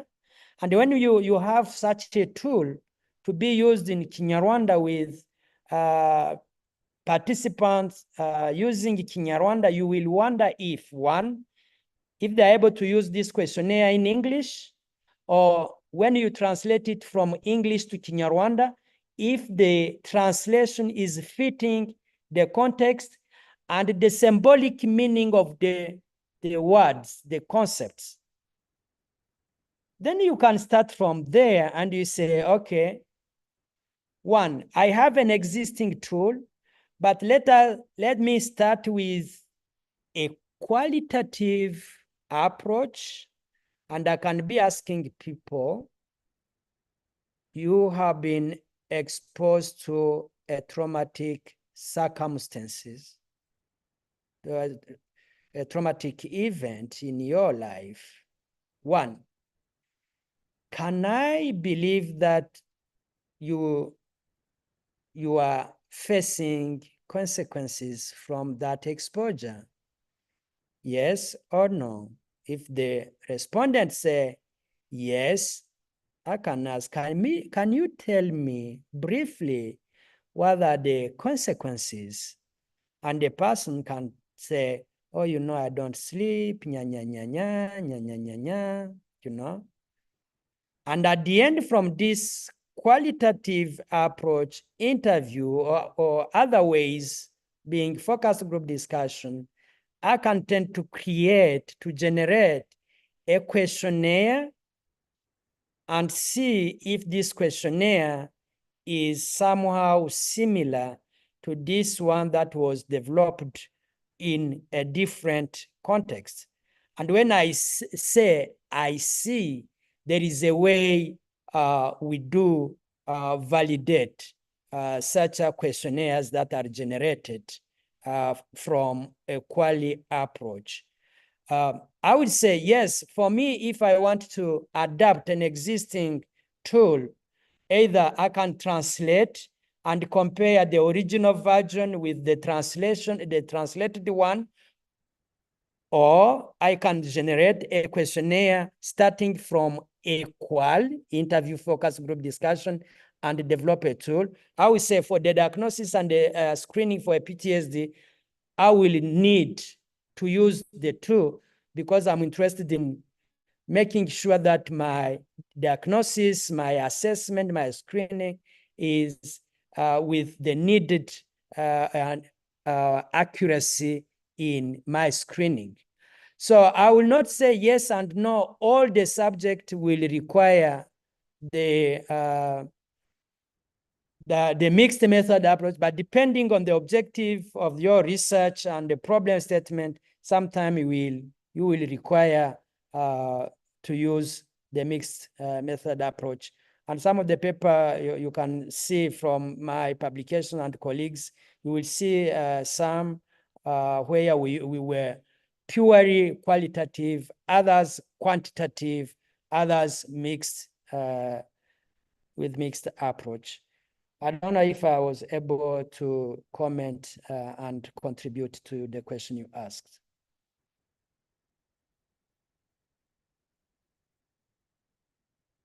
Can you hear me? I'm satisfied, sir. Oh, thank you very much. In fact, I did clinical medicine and community health. Oh, this is what you did? Yes. But sometimes I attended some classes for you. Oh, the introduction to psychology. Even that was not supposed to attend. Yes, I will Yes. encourage, and I'm very happy. I think, let me make a general comment. I think you have that environment, this fellowship that is really encouraging and boosting your energy, your passion in research. Take advantage and benefit from this opportunity and others to come for sure. The country, as it was said in the previous talk, I think Rwanda, we need researchers, we need young people, committed, energetic, who are investing in research, because the country will develop and will for sure benefit from the evidences that are generated by research. So having a critical mass of researchers, young researchers, innovative researchers with innovative methods of doing research, I think that would be wonderful for the country fast. And of course, we are not on an island. Why not Africa and the world? So I'm very happy to see that the African quantitative science is availing such a very interesting and impactful platform for us as researchers, being senior, being young, to take time and talk research. And we inspire, of course, we learn from each other. So take advantage of it, and the ambassador and the other peer and colleagues on this call. And yeah, it's my pleasure, and thanks to Africa Quantitative Science for doing that. Thank you, Prof. Maybe my last question. What strategies can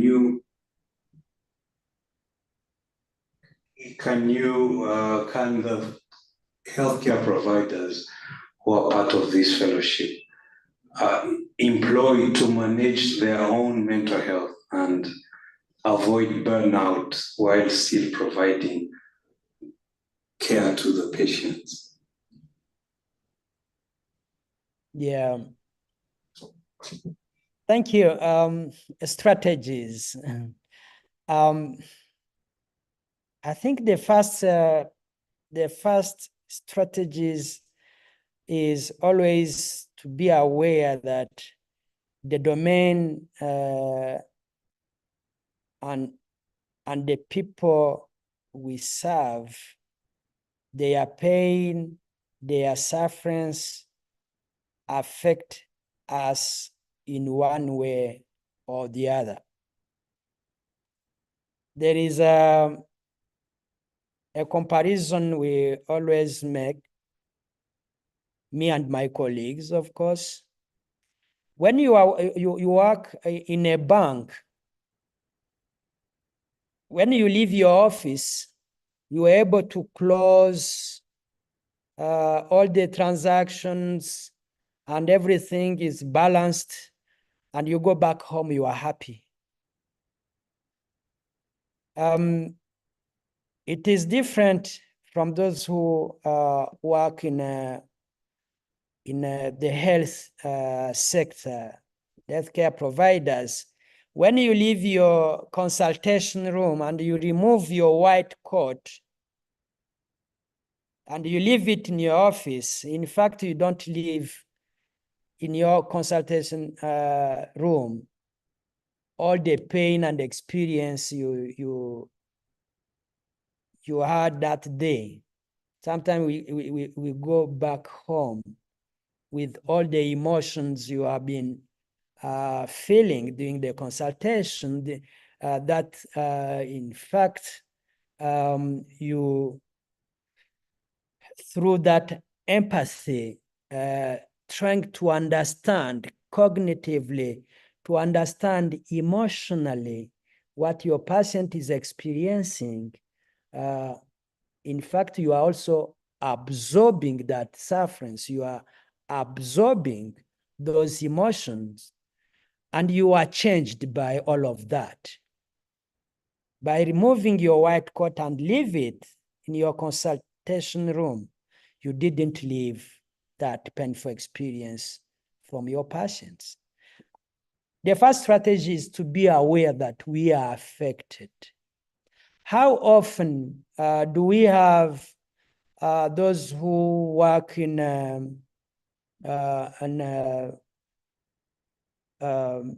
some services like newborn, neonatal, and having some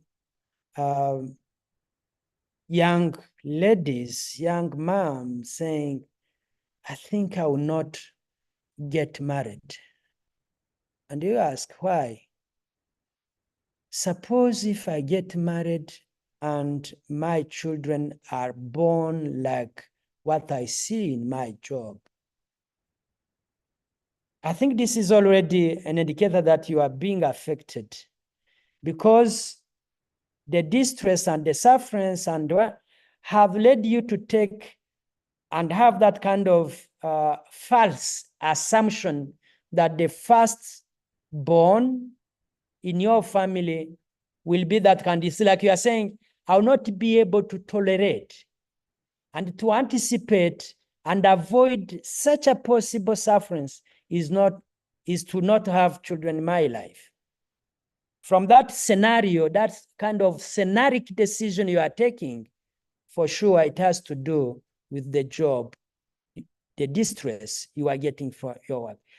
So one is to be aware that you are, it's the same for us psychologists. One, first, be aware. And second, get help. Get help.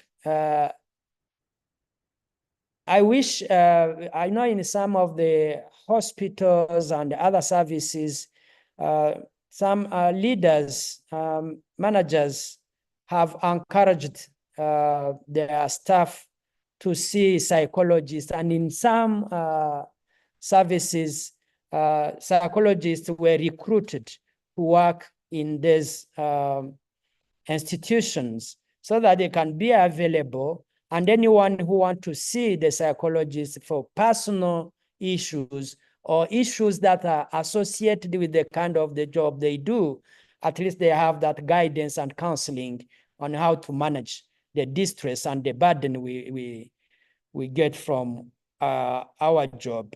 If you don't do so, either you will perform poorly your duties, you get exhausted, or you will decide to engage in unhealthy coping strategies. This is where you may have those who will be spending most of their time in absorbing and drinking heavily alcohol because their belief is that I cannot sleep. I always have chronic headaches. If I take medication to ease the pain, to ease my distress, you will see them taking medication being to ease the pain, or because they cannot sleep, they may take medication or use alcohol because they think that the false belief that if I drink, then I can sleep, and then it's okay. But the reality is that it creates other problems. This is what I call unhealthy coping strategies. So to sum up is be aware that depending on the kind of job we do, being the pain from our patients, the heavy workload, or even our personal issues combined with the nature and the kind of the job we do, they always, in one or the other, affect us, not in a similar way, not all of us, but some of us. I think be aware of that is the first one. And second, seek help. Managerial one, we always encourage leaders and managers to have opportunity for them, for our staff to see a specialist. And I'm happy in our countries, we have sports and recreational activities that are encouraged to staff, like sport on Friday or even other opportunities. Take advantage and benefit from all of that as well, plus the personal efforts you can make. Thank you, Prof. Pierre has raised his hand. Pierre, the floor is yours.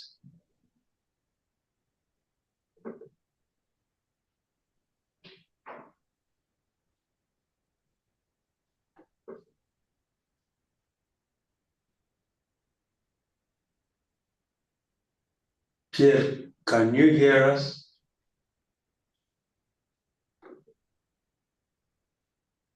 You're muted.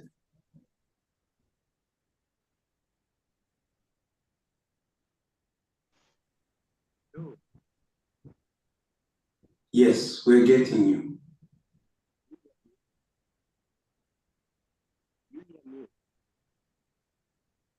We can't hear you well. Do you hear me, please? No. Are you using headsets? No. Do you hear me, please? Yeah, a bit now, but raise your voice. Do you hear me, please? Yeah, a bit.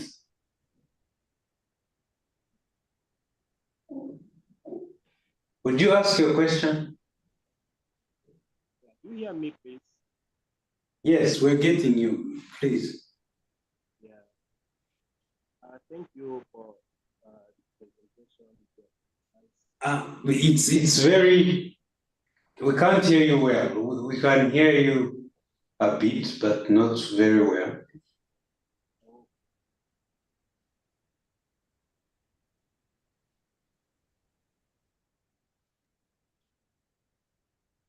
Do you hear me now? Yes, a bit now. Please go ahead. Yeah, thank you for the presentation, dear professors. I have a question. When that considering sometimes the support from lecturers after school,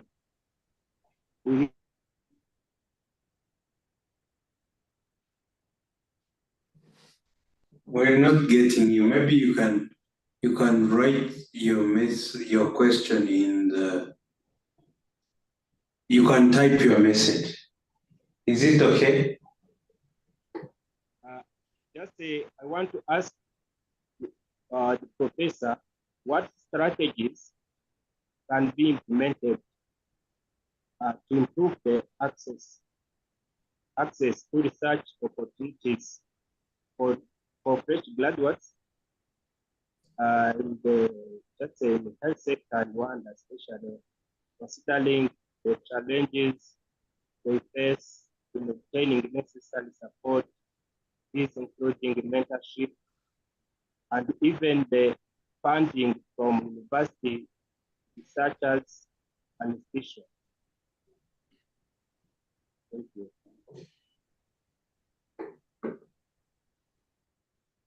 Yeah, thank you very much. What are the strategies? My experience and what I'm seeing around being in Rwanda and in the world is to encourage students and staff to engage in research, where students, junior researchers can work with their professors in different capacities, of course. I'm saying, of course, if it is a grant writing for a specific project, it is clear that the senior researchers will take the lead in defining the research project, in applying, and once the grant is, the funds are awarded, to keep the students and other junior researchers in the team. They can contribute either in tools development, data collection. They play different kind roles.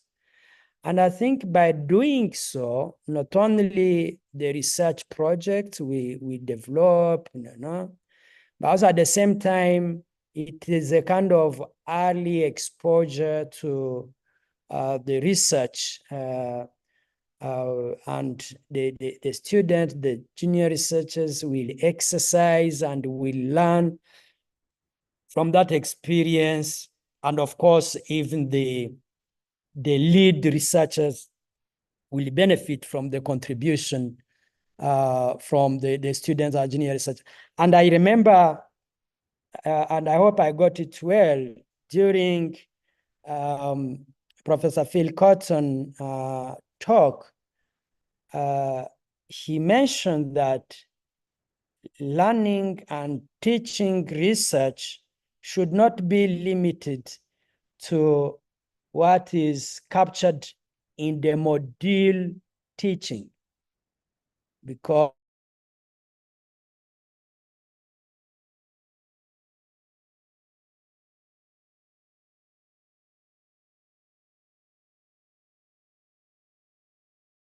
it is limited time. What is taught in the module is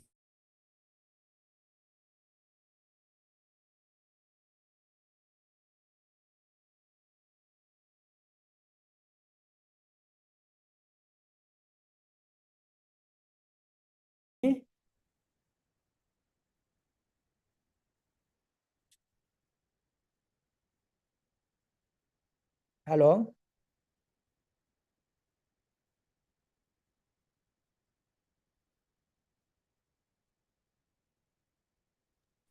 Hello? We can hear you well. Okay. So I was saying that the strategies is really to have that spirit that is already ongoing, where students and staff, they develop together research project. The students contribute to research because it is a learning opportunity. What they learn from the modules related to research is really important, but it is supplemented with that experience. But we already know that we also have students, young researchers in a team with the mentorship of a senior. They can also, and they do, write grants. They submit the application. They start sometime from small amount to big amount. They start from national funding agencies like NCST and others available in the country. But we do also have those who exercise in writing grants and submit to international and big funding agencies and obtained the award, either by themselves because they have grown from an environment that is research focused and oriented, or under the mentorship of other senior researchers, or being part of a big team of the researchers. So I will say, to sum up, early exposure to research, working with seniors, students, and their professors, instructors to involve their students in the different research projects they are running. And this is my experience. The number of names you read from my slides, some of them are junior researchers, others are students in undergraduate, other PhD holders, other PhD students, and together we form a team, and anyone and everyone benefit from that synergy. This is what I'm gonna say. Thank you. Thank you, Prof. I'm not sure if you have any other question before we close. I don't see any. I would like to take this moment to thank you very much, Prof. Vincent, for your insightful presentation.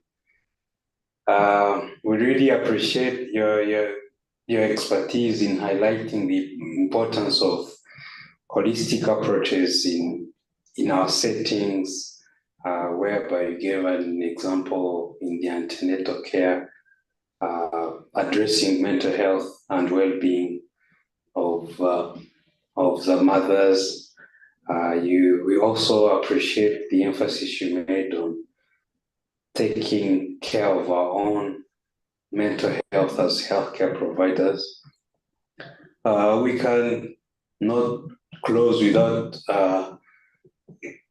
appreciating the emphasis you made on the need for mixed methods and sometimes tailored qual or quant approaches depending on the context.